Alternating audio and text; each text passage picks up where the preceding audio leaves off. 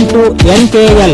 ನನ್ನ ಪ್ರೀತಿಯ ಬಾಂಧವರೇ, ನೇಸರ ಕಾಂತಿಯ ಲಹರಿ ಯೂಟ್ಯೂಬ್ ಚಾನಲ್ಗೆ ನಿಮಗೆಲ್ಲರಿಗೂ ಸ್ವಾಗತ ಸುಸ್ವಾಗತ. ನನ್ನ ಬಾಂಧವರೆಲ್ಲರಿಗೂ ನಮಸ್ಕಾರ. ಇದೇನು ದೀಪ ಅಂದ್ಕೊಂಡ್ರ? ಇದು ಕೇವಲ ದೀಪ ಅಲ್ಲ, ಜ್ಞಾನದ ದೀಪ. ಹೌದು, ಇಂದು ನವೆಂಬರ್ 14. ಮಕ್ಕಳನ್ನು ಹೂಗಳಂತೆ ಕಂಡಂತಹ ಜವಾಹರಲಾಲ್ ನೆಹರು ಅವರ ಹುಟ್ಟಿದ ದಿನ. ಅಂದರೆ ಇಂದು ಮಕ್ಕಳ ದಿನಾಚರಣೆ. ಸರಕಾರಿ ಮಾದರಿ ಹಿರಿಯ ಪ್ರಾಥಮಿಕ ಶಾಲೆ ಕಲ್ಲೂರು ಇಲ್ಲಿನ ಮಕ್ಕಳ ದಿನಾಚರಣೆಯ ಕಾರ್ಯಕ್ರಮದ ವಿಡಿಯೋವನ್ನು ಹಾಕಿದ್ದೇನೆ. ಈ ಒಂದು ವಿಡಿಯೋವನ್ನು ಸಂಪೂರ್ಣವಾಗಿ ನೋಡಿ. ಇಲ್ಲಿ ಮಕ್ಕಳ ಬೆಳವಣಿಗೆ ಹಾಗೂ ಪೋಷಕರಿಗೆ ಅಗತ್ಯವಾದ ಮಾಹಿತಿಯನ್ನು ತಿಳಿಸಿಕೊಡ್ತಾರೆ. ಅದನ್ನು ಕೂಡ ತಾವೆಲ್ಲರೂ ತಿಳಿದುಕೊಳ್ಳಿ. ಸರಕಾರಿ ಶಾಲೆಗಳನ್ನು ಉಳಿಸಿ ಬೆಳೆಸುವಲ್ಲಿ ನಮ್ಮೆಲ್ಲರ ಸಹಕಾರ ಮತ್ತು ಸಹಾಯ ಅತಿ ಮುಖ್ಯವಾದದ್ದು. ಮಕ್ಕಳಿಗೆ ವಿದ್ಯೆಯ ಜೊತೆಗೆ ಜೀವನ ಪಾಠವನ್ನು ಕಲಿಸುವಂಥ ಸರಕಾರಿ ಶಾಲೆಗಳ ಅಭಿವೃದ್ಧಿಗೆ ಎಲ್ಲರೂ ಕೈ ಜೋಡಿಸಿ. ಈ ಒಂದು ವಿಡಿಯೋನ ಸಂಪೂರ್ಣವಾಗಿ ನೋಡಿ. ನಿಮಗೆ ಇಷ್ಟ ಆದರೆ ನಮ್ಮ ಈ ವಿಡಿಯೋಕ್ಕೊಂದು ಲೈಕ್ ಕೊಡಿ. ಹಾಗೆ ನಿಮ್ಮ ಅನಿಸಿಕೆ ಅಭಿಪ್ರಾಯಗಳನ್ನು ಕಮೆಂಟ್ ಮೂಲಕ ತಿಳಿಸುವುದನ್ನು ಖಂಡಿತವಾಗಿ ಮರಿಬೇಡಿ. ಮೊದಲು ನಮ್ಮ ಚಾನಲ್ಗೆ ಸಬ್ಸ್ಕ್ರೈಬ್ ಮಾಡಿಕೊಳ್ಳಿ. ಬೆಲ್ ಐಕನನ್ನು ಪ್ರೆಸ್ ಮಾಡಿ ಆಲ್ ಅಂತ ಸೆಲೆಕ್ಟ್ ಮಾಡಿ ನಮ್ಮ ಚಾನಲ್ಗೆ ಸಪೋರ್ಟ್ ಮಾಡಿ.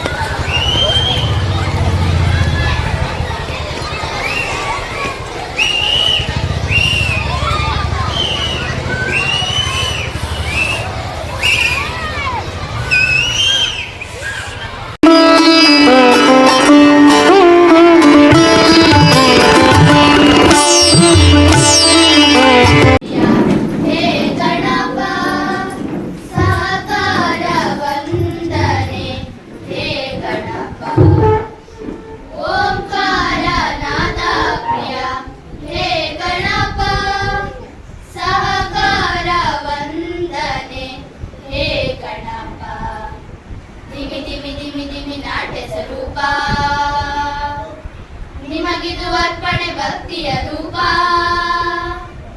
ದಿಮಿ ದಿಮಿ ದಿಮಿ ದಿಮಿ ನಾಟ್ಯ ಸ್ವರೂಪ. ನಿಮಗಿದು ಅರ್ಪಣೆ ಭಕ್ತಿಯ ರೂಪ. ಹೇ ಪ್ರಭು ನಿಮಗಿದು ನಮ್ಮ ನಮಸ್ಕಾರ. ಹೇ ಪ್ರಭು ನಿಮಗಿದು ನಮ್ಮ ನಮಸ್ಕಾರ. ಓಂಕಾರ ನಾದ ಪ್ರಿಯ ಹೇ ಗಣಪ, ಸಹಕಾರ ವಂದನೆ ಹೇ ಗಣಪ. ನಗುಮೊಗದಿಂದ ಜಗವನ್ನು ನೋಡುತ್ತ ಮಂದಹಾಸದಲ್ಲಿ ಕುಳಿತಿಹ ದೇವ, ಅಭಯ ಹಸ್ತವ ನೀಡಿ ಚೈತನ್ಯ ನೀಡುವ ಭವ್ಯ ಮೂರುತಿ ಹೇ ಗಣನಾಥ. ದಿಮಿ ದಿಮಿ ದಿಮಿ ದಿಮಿ ನಾಟ್ಯ ಸ್ವರೂಪ. ನಿಮಗಿದು ಅರ್ಪಣೆ ಭಕ್ತಿಯ ರೂಪ, ದಿಮಿ ದಿಮಿ ದಿಮಿ ದಿಮಿ ನಾಟ್ಯ ಸ್ವರೂಪ. ನಿಮಗಿದು ಅರ್ಪಣೆ ಭಕ್ತಿಯ ರೂಪ. ಹೇ ಪ್ರಭು ನಿಮಗಿದು ನಮ್ಮ ನಮಸ್ಕಾರ. ಹೇ ಪ್ರಭು ನಿಮಗಿದು ನಮ್ಮ ನಮಸ್ಕಾರ. ನಮ್ಮ ನಮಸ್ಕಾರ, ನಮ್ಮ ನಮಸ್ಕಾರ, ನಮ್ಮ ನಮಸ್ಕಾರ. ಈ ದಿನ ಮಕ್ಕಳ ದಿನಾಚರಣೆ ಪ್ರಯುಕ್ತ ನಡೆಯುತ್ತಿರುವ ವಿಶೇಷ ಪೋಷಕರ ಸಭೆ. ಈ ಸಭೆಯಲ್ಲಿ ನಮ್ಮೊಂದಿಗಿದ್ದಾರೆ ಶ್ರೀ ರಾಜೇಶ್ CRP ಅವರು. ಇವರಿಗೆ ನಮ್ಮ ಈ ಶಾಲೆಯ ಪರವಾಗಿ ಹಾಗೂ ಪೋಷಕರ ಪರವಾಗಿ ಹಾಗೂ ಶಿಕ್ಷಕ ಬಂದ ಪರವಾಗಿ ಮತ್ತು SDP ಪರವಾಗಿ ತುಂಬುವುದರಿಂದ ಸ್ವಾಗತವನ್ನು ಕೊಡುತ್ತೇನೆ. ವೇದಿಕೆ ಮೇಲಿರುವ ಎಲ್ಲ ಶಿಕ್ಷಕ ವರ್ಗಕ್ಕೂ ಸ್ವಾಗತವನ್ನು ಕೋರುತ್ತೇನೆ. ಹಾಗೆ ಆಗಮಿಸಿದ ಈ ದಿನದ ಕೇಂದ್ರ ಬಿಂದುಗಳು ಪೋಷಕರು, ನಿಮಗೂ ಸಹ ನಮ್ಮ ಈ ಶಾಲೆ ಪರವಾಗಿ ತುಂಬುವುದರಿಂದ ಸ್ವಾಗತವನ್ನು ಕೋರುತ್ತಾ, ಹಾಗೆ ಆಗಮಿಸಿದ ಎಲ್ಲ SDMC ಸದಸ್ಯರಿಗೂ ಸಹ ಸ್ವಾಗತವನ್ನು ಕೋರುತ್ತಾ ಈ ಕಾರ್ಯಕ್ರಮವನ್ನು ಮುಂದುವರಿಸಿದ್ದೇವೆ. ಈ ದಿನದ ಮುಂದಿನ ಕಾರ್ಯಕ್ರಮ ಮಕ್ಕಳ ದಿನಾಚರಣೆ ಪ್ರಯುಕ್ತ ಪಂಡಿತ್ ಶ್ರೀ ಜವಾಹರಲಾಲ್ ನೆಹರು ಅವರ ಚಿತ್ರಪಟಕ್ಕೆ ಪುಷ್ಪಾರ್ಚನ. ಈ ಉದ್ಘಾಟನೆಯನ್ನು ಸಹ ಈ ದಿನ ವಿಶೇಷವಾಗಿ ಮಾಡುತ್ತಿದ್ದೇವೆ. ಸುಜಾತ ಪೋಷಕರ ಪ್ರತಿನಿಧಿಯಾಗಿ ಸುಜಾತ 7ನೇ ತರಗತಿಯ ನಿಖಿತ ಅವರ ತಾಯಿ ಸುಜಾತ ಮೇಡಮ್ ಬನ್ನಿ ಹೇಳಿ. ಹಾಗೆ ಜಂಶಾದ್ ಮೇಡಮ್ ಬನ್ನಿ. ಮೀಡಿಯಾ ಜನರಿಯ ಬನ್ನಿ. ಇವರೊಂದಿಗೆ ಈ ದಿನದಲ್ಲಿ ಮಕ್ಕಳ ದಿನಾಚರಣೆಯ ಉದ್ಘಾಟನಾ ಕಾರ್ಯಕ್ರಮವನ್ನು ನಮ್ಮ ಶಾಲೆಯ ಮುಖ್ಯ ಶಿಕ್ಷಕರು ಹಾಗೂ CRP ಅಲ್ಲಿರುವ ರಾಜೇಶ್ ಸರ್ ಹಾಗೂ ಎಲ್ಲ ಶಿಕ್ಷಕರು ಸೇರಿ ಈ ಒಂದು ಉದ್ಘಾಟನಾ ಕಾರ್ಯಕ್ರಮವನ್ನು ನೆರವೇರಿಸಿಕೊಂಡಿದ್ದಾರೆ ಕೇಳಿರುತ್ತೇವೆ.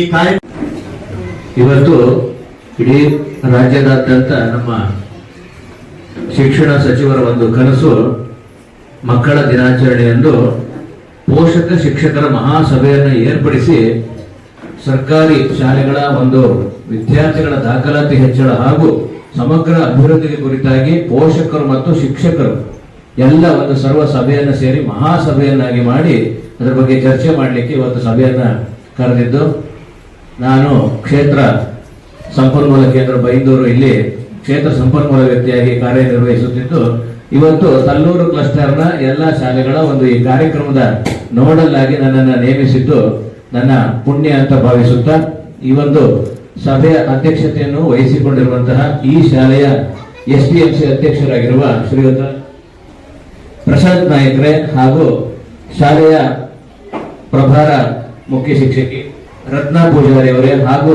ನನ್ನ ಎಲ್ಲ ಸಹೋದ್ಯೋಗಿ ಬಂಧುಗಳೇ ಹಾಗೂ ವೇದಿಕೆಯ ಮುಂಭಾಗದಲ್ಲಿ ವೇದಿಕೆಯಲ್ಲಿ ಆಸೀನರಾಗಿರುವ ಶಾಲಾ ಮುಖ್ಯಮಂತ್ರಿಯವರೇ ಹಾಗೂ ವೇದಿಕೆಯ ಮುಂಭಾಗದಲ್ಲಿರುವಂತಹ ಎಲ್ಲ ಗೌರವಾನ್ವಿತ ಪೋಷಕ ಶಿಕ್ಷಕ ಬಂಧುಗಳು, ವಿದ್ಯಾಭಿಮಾನಿಗಳೇ ಹಾಗೂ ಮುದ್ದು ಮಕ್ಕಳೇ, ಇವತ್ತು ನಾವು ಇಲ್ಲಿ ಬೆಳಿಗ್ಗೆ ಬಂದವಾಗ ಬೆಳಗಿನ ಒಂದು ಪ್ರಾರ್ಥನಾ ಅವಧಿಯ ಚಟುವಟಿಕೆಯನ್ನ ನಾನು ಗಮನಿಸಿದ್ದೇನೆ. ಬಹಳ ಖುಷಿ ಆಗ್ತದೆ. ಯಾಕಂತ ಹೇಳಿದ್ರೆ ಈ ಶಾಲೆಗೆ ನಾನು ಇದು ಫಸ್ಟ್ ಬರುವುದಲ್ಲ, ಹಲವಾರು ಸಭೆ ಸಮಾರಂಭಗಳು, ಹಲವಾರು ಇಲಾಖೆಯ ಕಾರ್ಯಕ್ರಮಗಳನ್ನ ಆಯೋಜನೆ ಮಾಡುವಲ್ಲಿ ಸದಾ ಯಾವಾಗಲೂ ತಲ್ಲೂರು ಶಾಲೆಯವರ ಸಹಕಾರ ನಮಗೆ ಬಹಳ ಅತ್ಯಗತ್ಯವಾಗಿ ಮೂಡಿ ಬರ್ತಾ ಇದೆ. ಹಿಂದೆ ಹಲವಾರು ಪಂದ್ಯಾಟ ಇರ್ಬೋದು, ಕ್ರೀಡಾಕೂಟಗಳಿರ್ಬೋದು, ಹಾಗೆ ಬೇರೆ ಬೇರೆ ಕಾರ್ಯಕ್ರಮಗಳಿರ್ಬೋದು. ಇಲ್ಲಿ ಬಂದವಾಗ ಈ ಶಾಲೆಗೆ ಬಹಳ ಖುಷಿ ಆಗ್ತದೆ.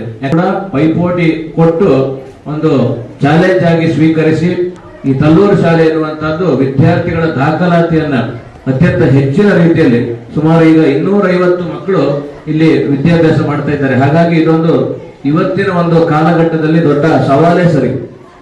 ಯಾಕಂತ ಹೇಳಿದ್ರೆ ಅದರ ಹಿಂದೆ ಇಲ್ಲಿನ ಶಿಕ್ಷಕ ವೃಂದ ಇರ್ಬೋದು, ಪೋಷಕರಿರ್ಬೋದು, ಹಳೆ ವಿದ್ಯಾರ್ಥಿ ಸಂಘ ಇರ್ಬೋದು, ಹಾಗೆ ಇಲ್ಲಿನ ಗ್ರಾಮ ಪಂಚಾಯತ್ ಹಾಗೂ ಎಲ್ಲ ಜನಪ್ರತಿನಿಧಿಗಳ ಒಂದು ಸಹಕಾರದಿಂದ, ಎಲ್ಲ ವಿದ್ಯಾಭಿಮಾನಿಗಳ ಸಹಕಾರದಿಂದ ಇಷ್ಟೊಂದು ಮಕ್ಕಳನ್ನ ಇಲ್ಲಿ ಹಿಡಿದಿಟ್ಟುವಲ್ಲಿ ಯಶಸ್ವಿಯಾಗಿದ್ದಾರೆ.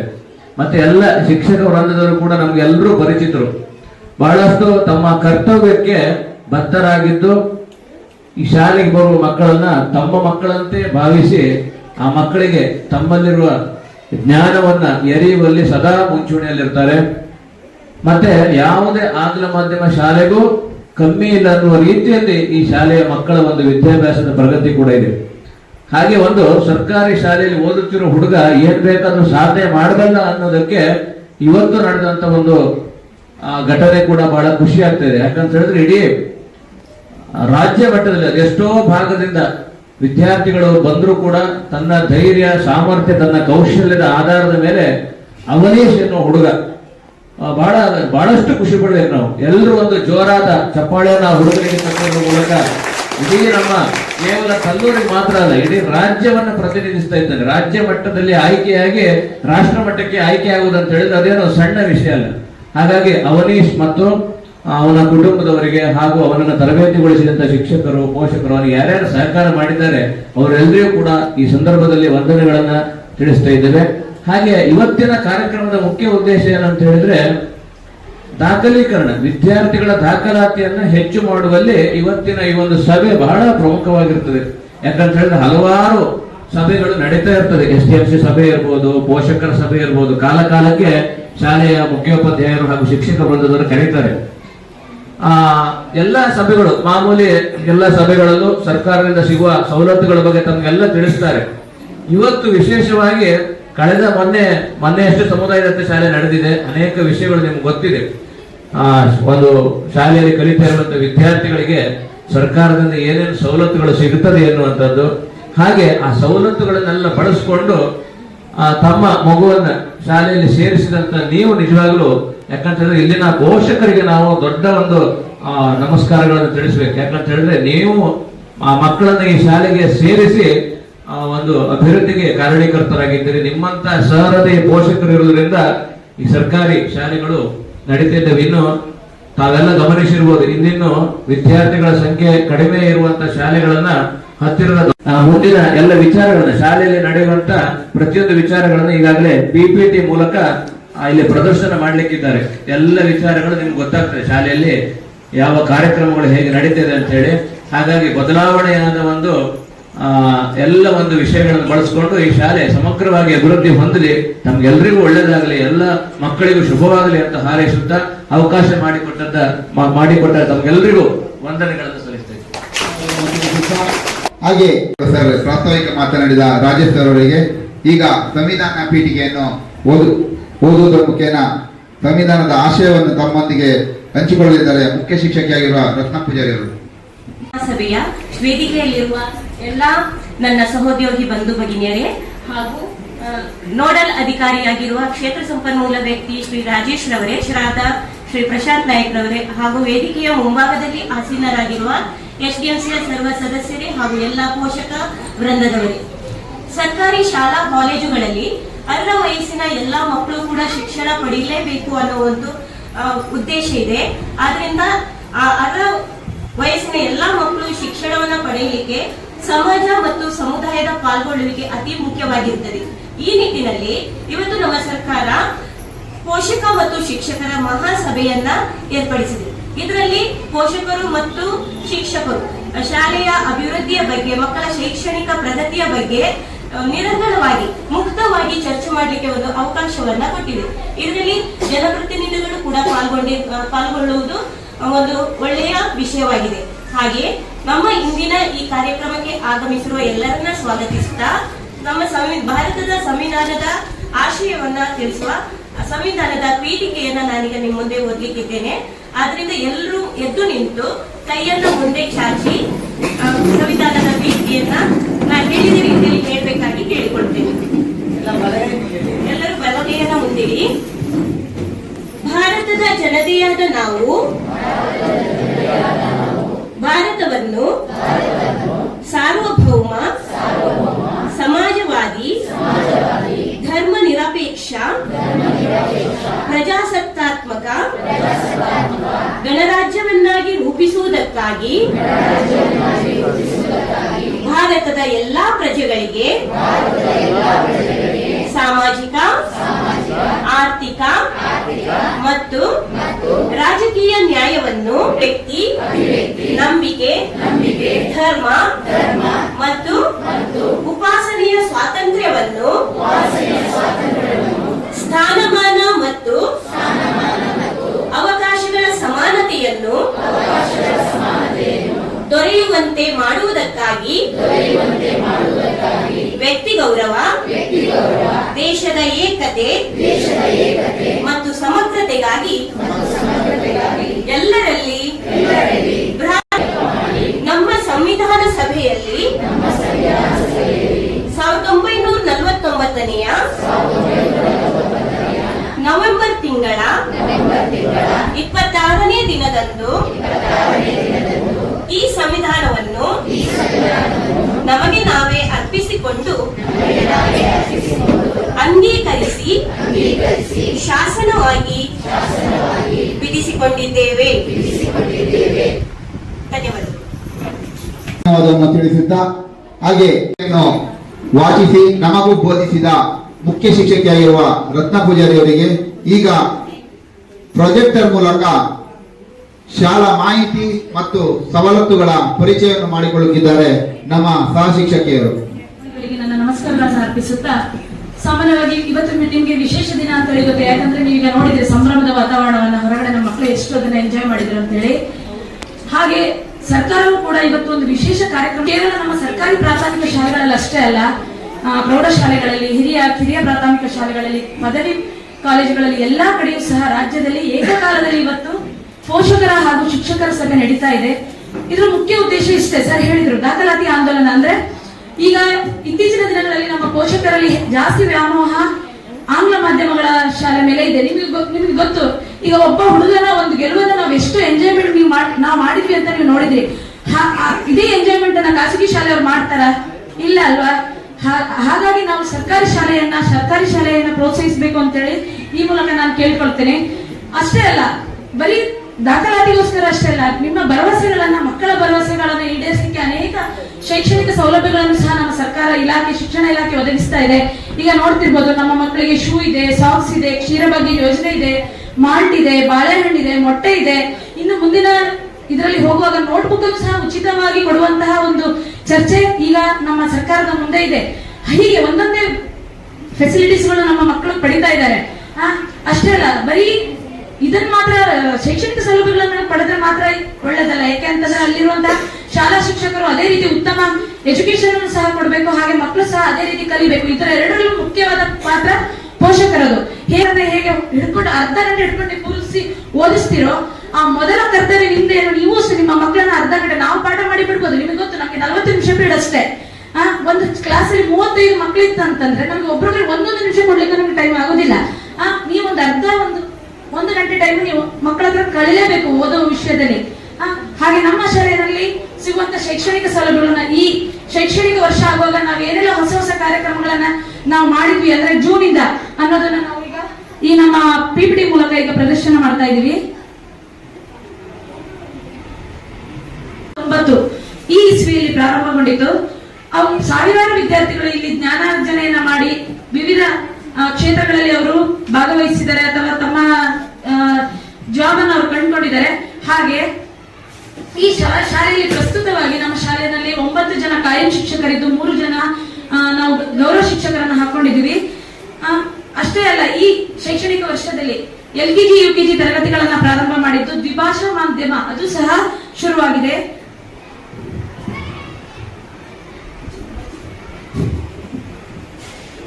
ಅಂತ ಹೇಳಿದ್ರೆ ಬೇರೆ ಮಕ್ಕಳಿಗೆಲ್ಲ ಶಾಲೆ ವಾತಾವರಣದ ಬಗ್ಗೆ ಪರಿಚಯ ಇರುತ್ತೆ, ಆದ್ರೆ ಆದತಾನೆ ಸೇರುವಂತಹ ಮಕ್ಕಳಿಗೆ ಶಾಲಾ ವಾತಾವರಣಕ್ಕೆ ಅವರು ಹೊಂದ್ಕೊಳ್ಬೇಕಾಗಿರೋದ್ರಿಂದ ಶಾಲಾ ಪ್ರಾರಂಭೋತ್ಸವನ ತುಂಬಾ ಗಮ್ಮತ್ತಿನಿಂದ ಬಲೂನ್ ಅನ್ನ ಕಟ್ಟಿ ಶಾಲೆಯನ್ನ ಸಿಂಗರಿಸಿ ತೋರಣಗಳನ್ನ ಕಟ್ಟಿ ಸಿಹಿಯನ್ನ ನೀಡೋದ್ರ ಮೂಲಕ ಮಕ್ಕಳಿಗೆ ಬಲೂನ್ ಅನ್ನ ಕೊಡೋದ್ರ ಮೂಲಕ ಅವರಿಗೆ ಪುಷ್ಪಗಳ ಮಳೆಯನ್ನು ಗೆರೆಯುವ ಮೂಲಕ ಅವರನ್ನು ನಾವು ಆತ್ಮೀಯವಾಗಿ ಸ್ವಾಗತಿಸ್ತಾ ಇರೋದು. ಸರ್ಕಾರದ ಶೈಕ್ಷಣಿಕ ಸೌಲಭ್ಯಗಳಲ್ಲಿ ಬಹುಮುಖ್ಯ ಮತ್ತು ನಮ್ಮ ಶೈಕ್ಷಣಿಕ ಸೌಲಭ್ಯ ಸರ್ಕಾರಕ್ಕೆ ಎಲ್ಲರೂ ಸಮಾನರು. ಅದೇ ರೀತಿ ನಮ್ಮ ಒಂದು ಈ ಇಂಟೆನ್ಷನ್ ಈಗಲೂ ಸಹ ಖಾಸಗಿ ಶಾಲೆಯವರು ಅದನ್ನ ಇಟ್ಕೊಂಡು ಅವರು ಸಹ ಯೂನಿಫಾರ್ಮ್ ಮಾಡಿ ಮಾಡಿದ್ದಾರೆ. ಸಮವಸ್ತ್ರಗಳನ್ನು ನೀಡುವ ಮೂಲಕ ಎಲ್ಲರೂ ಸಮಾನರು ಅನ್ನುವಂತಹ ಒಂದು ದೃಷ್ಟಿಕೋನ ನಮ್ಮ ಸರ್ಕಾರದಲ್ಲಿ ಇದೆ. ಇದು ನಾವು ಪರಿಸರ ರಕ್ಷಣೆ ನಮ್ಮೆಲ್ಲರ ಹೊಣೆ ವನ ಸುಮಾರು ಇಕೋ ಕ್ಲಬ್ ವತಿಯಿಂದ ಗಿಡ ನೆಡುವಂತಹ ಕಾರ್ಯಕ್ರಮ ನಮ್ಮ ಸುಜಾತ ಟೀಚರ್ ಅದಕ್ಕೆ ನೋಡಲ್ ಅಧಿಕಾರಿ ತುಂಬಾ ಮುಂದುವರೆಸಿ ನಾವು ಬಳಸ್ಕೊಂಡು ಅವರು ತುಂಬಾ ಎಲ್ಲ ಮಕ್ಕಳನ್ನ ಬಳಸ್ಕೊಂಡು ಗಿಡ ನೆಡುವ ಕಾರ್ಯಕ್ರಮ ಆಗಿರ್ಬೋದು, ವಿಜ್ಞಾನದ ಕಾರ್ಯಕ್ರಮ ಆಗಿರ್ಬೋದು. ಇವತ್ತು ತುಂಬಾ ಜನ ಸೆಲ್ಫಿ ಫೋಟೋ ತೆಗೆಸಿದೆಯಲ್ಲ, ನೀವು ನಿಮ್ಮ ಮಕ್ಕಳೊಟ್ಟಿಗೆ ಗಿಡವನ್ನ ನೆಟ್ಟು ಅದನ್ನ ನಾವು ಬ್ಯಾನರ್ ಶಾಲೆ ಮುಂದೆ ಈಗಲೂ ಸಹ ಇದೆ. ಆ ಕಾರ್ಯಕ್ರಮವನ್ನು ನಾವು ಈ ವನಸುಮಾನ ಇಕೋ ಕ್ಲಬ್ ಅಡಿಯಲ್ಲಿ ನಾವು ಮಾಡಿದ್ವಿ.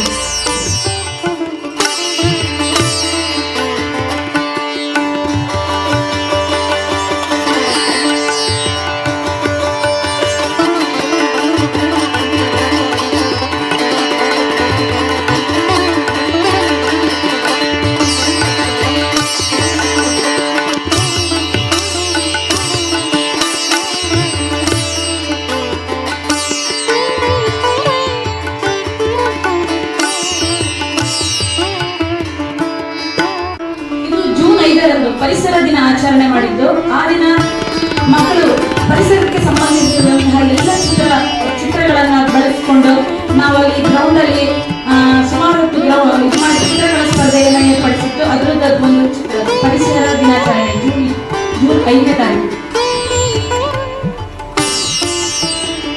ಇದು ನಮ್ಮ ಸುಚೇತನ ಕಾರ್ಯಕ್ರಮ ಅಂತ ಹೇಳಿ ಈಗ ಸಚೇತನ ಕಾರ್ಯಕ್ರಮ ಅಂತ ಹೇಳಿ ನಮ್ಮ ಶಿಕ್ಷಣ ಇಲಾಖೆ ನಡೆಸ್ತಾ ಇರೋದು. ಸಾಮಾನ್ಯವಾಗಿ ಪ್ರತಿ ವಾರ ಒಂದು ತರಗತಿಗೆ ಒಂದು ವಾರ ಪ್ರೋಗ್ರಾಮ್ ಇರುತ್ತೆ. ನಮ್ಮ ಪ್ರಾರ್ಥನಾ ಅವಧಿಯಲ್ಲಿ ಅದನ್ನ ಮಾಡಬೇಕು. ನಮ್ಮ 7ನೇ ಕ್ಲಾಸ್ ಮಕ್ಕಳು ಅನಕ್ಷರತೆ ಎಂಬ ಬಿಡುಗು, ಅದರಿಂದ ಏನೆಲ್ಲ ಕಾರಣ, ಅದರಿಂದ ಹೇಗೆ ನಾವು ಹೊರಗೆ ಬರಬೇಕು ಅಂತ ಹೇಳಿ ಒಳ್ಳೆ ರೂಪಕ ನೃತ್ಯವನ್ನ ಪ್ರದರ್ಶನ ಮಾಡಿದ್ರು. ನಮ್ಮ 5ನೇ ಕ್ಲಾಸ್ ಮಕ್ಕಳು ನಿತ್ಯ ಜೀವನದಲ್ಲಿ ಕಂಡುಕೊಳ್ಳುವಂತಹ ಅಳತೆ ಮಾನಗಳೆಲ್ಲ ಇರುತ್ತಲ್ಲ, ತೂಕಗಳ ಬಟ್ಟುಗಳನ್ನ ಬಳಸಿ ಅದನ್ನ ಅನೌಪಚಾರಿಕ ಮಾನಗಳು ಔಪಚಾರಿಕ ಮಾನಗಳನ್ನು ಸಹ ತುಂಬಾ ಒಳ್ಳೆಯ ರೀತಿಯಲ್ಲಿ ಮಾಡಿ ನಮಗೆ ತೋರಿಸಿದ್ರು.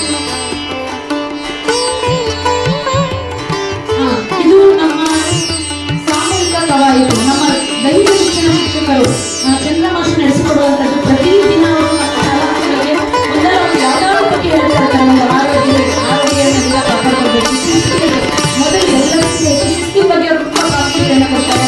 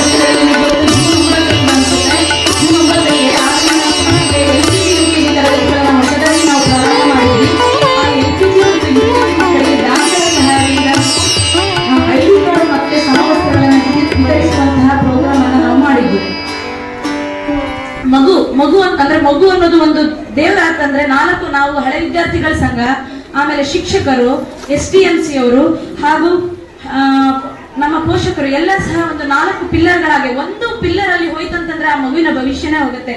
ಹಾಗಾಗಿ ನಾವೆಲ್ಲರೂ ಅನ್ಯೂನ್ಯವಾಗಿ ಒಬ್ರೊಬ್ಬರು ಹೊಂದ್ಕೊಂಡು ನಾವು ಕೆಲಸ ಇಲ್ಲಿ ನಿರ್ವಹಿಸೋಣ ಅಂತ ಹೇಳ್ತಾ ನನ್ನ ಇದನ್ನ PPT ಮುಗಿಸ್ತಾ ಇದ್ದೀನಿ. ಈಗ ಮುಂದಿನ ಮಾಹಿತಿಗಾಗಿ LBA ಮಾಹಿತಿ ಮತ್ತು FLN ಪರಿಹಾರದ ಬಗ್ಗೆ ಪ್ರಫುಲ್ಲ ಟೀಚರ್ ನಿಮ್ಮ ಮುಂದೆ. ಇಂದು ನಾನು ಕರ್ನಾಟಕ ಶಾಲಾ ಶಿಕ್ಷಣದಲ್ಲಿ ಜಾರಿಗೆ ತಂದಿರುವ 2 ನೂತನ ಕಾರ್ಯಕ್ರಮದ ಬಗ್ಗೆ ಮಾಹಿತಿ ನೀಡಲಿದ್ದೇನೆ. ಮೊದಲನೇದು FLN ಅಂದರೆ ಫೌಂಡೇಶನಲ್ ಲಿಟರಸಿ ಅಂಡ್ ನ್ಯೂಮರಸಿ ಅಂದರೆ ಬುನಾದಿ ಸಾಕ್ಷರತೆ ಮತ್ತು ಸಂಖ್ಯಾಜ್ಞಾನ. ಎರಡನೇದು LBA ಅಂದರೆ ಲೆಸನ್ ಬೇಸ್ಡ್ ಅಸೆಸ್ಮೆಂಟ್, ಪಾಠ ಆಧಾರಿತ ಮೌಲ್ಯಮಾಪನ. ಇದರ ಬಗ್ಗೆ ಕಿರು ಪರಿಚಯವನ್ನು ನಿಮ್ಮ ಮುಂದೆ ಇಡಲಿಕ್ಕೆ ಇಷ್ಟಪಡ್ತೇನೆ. ಕಲಿಕಾ ಪ್ರಕ್ರಿಯೆಯನ್ನು ಪರಿಣಾಮಕಾರಿಯಾಗಿಸಲು ಮತ್ತು ಪ್ರತಿ ಮಗುವಿನ ಕಲಿಕಾ ಸಾಮರ್ಥ್ಯವನ್ನು ಗರಿಷ್ಠಗೊಳಿಸಲು ಭಾರತದ ಶಿಕ್ಷಣ ವ್ಯವಸ್ಥೆಯಲ್ಲಿ ಮಹತ್ವದ ಬದಲಾವಣೆಗಳನ್ನು ಮಾಡಲಾಗ್ತಾ ಇದೆ.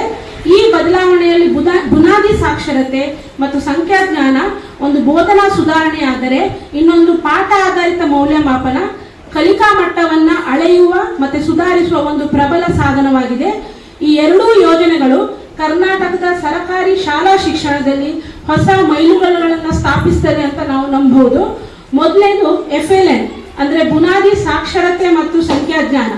ಇದು ರಾಷ್ಟ್ರೀಯ ಶಿಕ್ಷಣ ನೀತಿ NEP 2020ರ ಪ್ರಮುಖ ಆದ್ಯತೆಯಾಗಿದ್ದು, ಮಕ್ಕಳು ತಮ್ಮ ಪ್ರಾಥಮಿಕ ಶಿಕ್ಷಣ ಹಂತದಲ್ಲಿಯೇ ಓದುವುದು, ಬರೆಯುವುದು ಮತ್ತು ಮೂಲಭೂತ ಗಣಿತದ ಕೌಶಲ್ಯಗಳನ್ನು ತಪ್ಪದೇ ಕರಗತ ಮಾಡಿಕೊಳ್ಳುವುದನ್ನು ಖಚಿತಪಡಿಸುತ್ತದೆ. ಇದರಲ್ಲಿ ಮೊದಲನೇದು ಸಾಕ್ಷರತೆಯ ಬಗ್ಗೆ ಅಂದರೆ ಬರೆಯುವುದ ಬಗ್ಗೆ. ಇದು ಕೇವಲ ಅಕ್ಷರ ಬಗ್ಗೆ ತಿಳಿಸುವುದಲ್ಲ, ಬದಲಾಗಿ ಸ್ಪಷ್ಟವಾಗಿ ಓದುವುದು, ಬರೆಯುವುದು ಮತ್ತು ದೈನಂದಿನ ಸಂವಹನದಲ್ಲಿ ತೊಡಗಿಸಿಕೊಳ್ಳುವುದನ್ನು ಒಳಗೊಂಡಿದೆ. ಬುನಾದಿ ಸಾಕ್ಷರತೆ ದೋಷಪೂರಿತವಾದರೆ ಮಗು ಮುಂದಿನ ತರಗತಿಗಳಲ್ಲಿ ಪಠ್ಯ ಪುಸ್ತಕಗಳನ್ನು ಅರ್ಥ ಮಾಡಿಕೊಳ್ಳಲು ಮತ್ತು ವಿಷಯ ಜ್ಞಾನವನ್ನು ಪಡೆಯಲು ಕಷ್ಟ ಆಗುತ್ತೆ. ಎರಡನೇದು ಸಂಖ್ಯಾಜ್ಞಾನ. ಇದು ಸಂಖ್ಯೆಗಳ ಮೂಲ ಕ್ರಿಯೆಗಳು, ಜಾಗ, ಆಕಾರಗಳ ಬಗ್ಗೆ ತಿಳುವಳಿಕೆ ಪಡೆಯುವುದು. ಈ ಅಡಿಪಾಯವಿಲ್ಲದಿದ್ದರೆ ವಿಜ್ಞಾನ ಮತ್ತು ಉನ್ನತ ಮಟ್ಟದ ಗಣಿತದ ಕಲಿಕೆ ಸಾಧ್ಯ ಆಗುವುದಿಲ್ಲ. ಸೊ ಇಲ್ಲಿ FLN ಸಾಕ್ಷರತೆ ಮತ್ತು ಸಂಖ್ಯಾಜ್ಞಾನದ ಬಗ್ಗೆ ಅದನ್ನ ಅವರು ಹೊಸದಾಗಿ ಇಂಟ್ರೊಡ್ಯೂಸ್ ಮಾಡಿದ್ದಾರೆ. ಎರಡನೇದು ಸಂಖ್ಯಾಜ್ಞಾನ ಅಂತ ಹೇಳಿದ್ರೆ ಬೇಸಿಕ್ ಆಗಿರುವಂತ ಮೂಲ ಕ್ರಿಯೆಗಳು, ಸಂಕಲನ, ವ್ಯವಕಲನ, ಭಾಗಾಕಾರ ಮತ್ತೆ ಗುಣಾಕಾರವನ್ನ ಮಕ್ಕಳಿಗೆ ಸರಿಯಾಗಿ ಕೆಳಗಿನ ಹಂತದಲ್ಲೇ ಕಲಿಯುವಂತ ವ್ಯವಸ್ಥೆಯನ್ನು ನಾವು ನಮ್ಮ ಶಾಲೆಗಳಲ್ಲಿ ಮಾಡ್ಕೊಳ್ತಾ ಬಂದಿದ್ದೇವೆ. ಸೊ ಇದನ್ನ 1ರಿಂದ 3ರವರೆಗೆ ನಾವು ಗಟ್ಟಿಯಾಗಿ ಮಕ್ಕಳಿಗೆ ಕಲಿಸಿದ್ರೆ, ಮಕ್ಕಳು ಅದನ್ನ ಕಲ್ತ್ಕೊಂಡ್ರೆ ಮುಂದಿನ ತರಗತಿಗಳಲ್ಲಿ ಬರುವಂತ ಸಮಾಜ ಇರ್ಬೋದು, ವಿಜ್ಞಾನ ಇರ್ಬೋದು, ಆ ಸಬ್ಜೆಕ್ಟ್ಗಳು ಅವರಿಗೆ ಕಷ್ಟ ಆಗುದಿಲ್ಲ. ಸೊ ಅದಕ್ಕೆ ನಮ್ಮ ಸರ್ಕಾರದವರು ಇದನ್ನ ಪ್ರಾಥಮಿಕ ಹಂತಗಳಲ್ಲಿ ಈ ಒಂದು ಕಾರ್ಯಕ್ರಮವನ್ನ ಪರಿಚಯ ಮಾಡಿದ್ದಾರೆ. ಸೊ ಅದನ್ನ ನಾವು FLN ಕಾರ್ಯಕ್ರಮ ಅಂತ ಹೇಳಿ ಕರಿತೇವೆ. ಸೊ FLN ಕಾರ್ಯಕ್ರಮ ಮುಖ್ಯವಾಗಿ ಚಟುವಟಿಕೆ ಆಧಾರಿತ ಕಲಿಕೆ, ಆಟಗಳು, ಕತೆ ಹೇಳುವ ವಿಧಾನಗಳ ಮೂಲಕ ಕಲಿಕೆಯನ್ನು ಹರ್ಷಚಿತ್ತದಿಂದ ಆಕರ್ಷಕವಾಗಿ ಮತ್ತು ಮಕ್ಕಳ ಕೇಂದ್ರೀಕೃತವಾಗಿ ಮಾಡಲು ಒತ್ತು ನೀಡುತ್ತದೆ. ಇದರಿಂದ ಪ್ರತಿ ಮಗುವು ಒತ್ತಡವಿಲ್ಲದೆ ಕಲಿಯಲು ಸಾಧ್ಯ ಆಗುತ್ತೆ.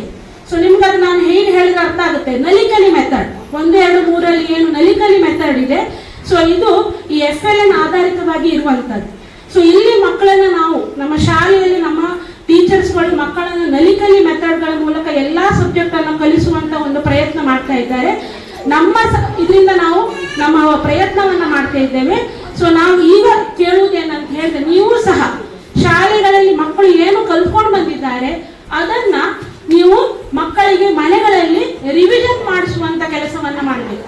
ಅವಾಗಲೇ ನಮ್ಮ ಕೃಪಾ ಟೀಚರ್ ಅವ್ರು ಹೇಳಿದ್ರು, ಸೊ ನಾವು ಶಾಲೆಗಳಲ್ಲಿ ಮಾಡ್ತೇವೆ, ನೀವು ಅದನ್ನ ಪುನರ್ಮನನ ಮಕ್ಕಳಿಗೆ ಮಾಡಿಸಿದ್ರೆ ಸೊ ಈ FLN ಕಾರ್ಯಕ್ರಮ ಯಶಸ್ವಿ ಆಗುವುದರಲ್ಲಿ ಯಾವುದೇ ಒಂದು ಸಂದೇಹವಿಲ್ಲ ಅಂತ ಹೇಳ್ಬೋದು. ಸೊ FLN ಕಾರ್ಯಕ್ರಮದ ಯಶಸ್ಸಿಗೆ ಟೀಚರ್ಸ್ ಎಷ್ಟು ಮುಖ್ಯವೋ ಅಷ್ಟೇ ಪೋಷಕರಾದ ನಿಮ್ಮ ಪ್ರಯತ್ನ ಸಹ ಅಷ್ಟೇ ಬೇಕು. ಸೊ ಬೇಸಿಕ್ ಆಗಿ 1, 2, 3ರಲ್ಲಿ ಮಕ್ಕಳು ಗಣಿತ, ವಿಜ್ಞಾನ ಅಂದ್ರೆ ನಿಮ್ಮ ಪರಿಸರವನ್ನ, ಆಮೇಲೆ ಕನ್ನಡವನ್ನ ಅವರು ಕಲಿತ್ರೆ 4ಕ್ಕೆ ಬಂದ ಮೇಲೆ ಅವರಿಗೆ ಯಾವೇ ಸಬ್ಜೆಕ್ಟ್ ಕಷ್ಟ ಆಗುದಿಲ್ಲ. ಸೊ 1, 2, 3ರಲ್ಲಿ ಅವರು ಓದುವುದು, ಬರೆಯುವುದನ್ನ ಸ್ಪಷ್ಟವಾಗಿ ಕಲಿತ್ರೆ ಸೊ ಅವರಿಗೆ ಮುಂದಿನ ಹಂತಗಳಲ್ಲಿ ಅವರು ಬಹಳ ಈಸಿಯಾಗಿ ಓದ್ಕೊಂಡು ಹೋಗ್ತಾರೆ. ಸೊ ಅದಕ್ಕೋಸ್ಕರ ಈ ಒಂದು FLN ಕಾರ್ಯಕ್ರಮವನ್ನು ಯಶಸ್ವಿಗೋಸ್ಕರ ಸೊ ನೀವು ಸಹ ಮನೆಯಲ್ಲಿ ಆ ಪ್ರಯತ್ನವನ್ನ ಮಾಡಿ, ನಾವು ಟೀಚರ್ಸ್ ಏನು ಕ್ಲಾಸಲ್ಲಿ ಹಾಕಿ ಕೊಡ್ತೇವೆ ಸೊ ಅದನ್ನ ಮನೆಯಲ್ಲಿ ಓದಿಸುವಂಥದ್ದು, ಬರೆಸುವಂತ ಇದನ್ನ ನೀವು ಮಾಡಬೇಕು.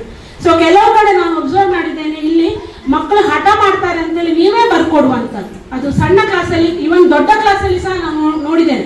6ನೇ ತರಗತಿಯಲ್ಲಿ ಹೇಳ್ಬಾರ್ದು, 6ನೇ ತರಗತಿಯಲ್ಲಿ ಸಹ ನಾನು ನೋಡಿದ್ದೇನೆ ಮಕ್ಕಳನ್ನ ಕಾಪಿಯನ್ನು ನೀವೇ ಬರ್ಕೊಡುವಂಥದ್ದು. ಮಕ್ಕಳ ಹತ್ರ ಬರೆಸಿ ಅಂತ ಹೇಳುವುದಲ್ಲ.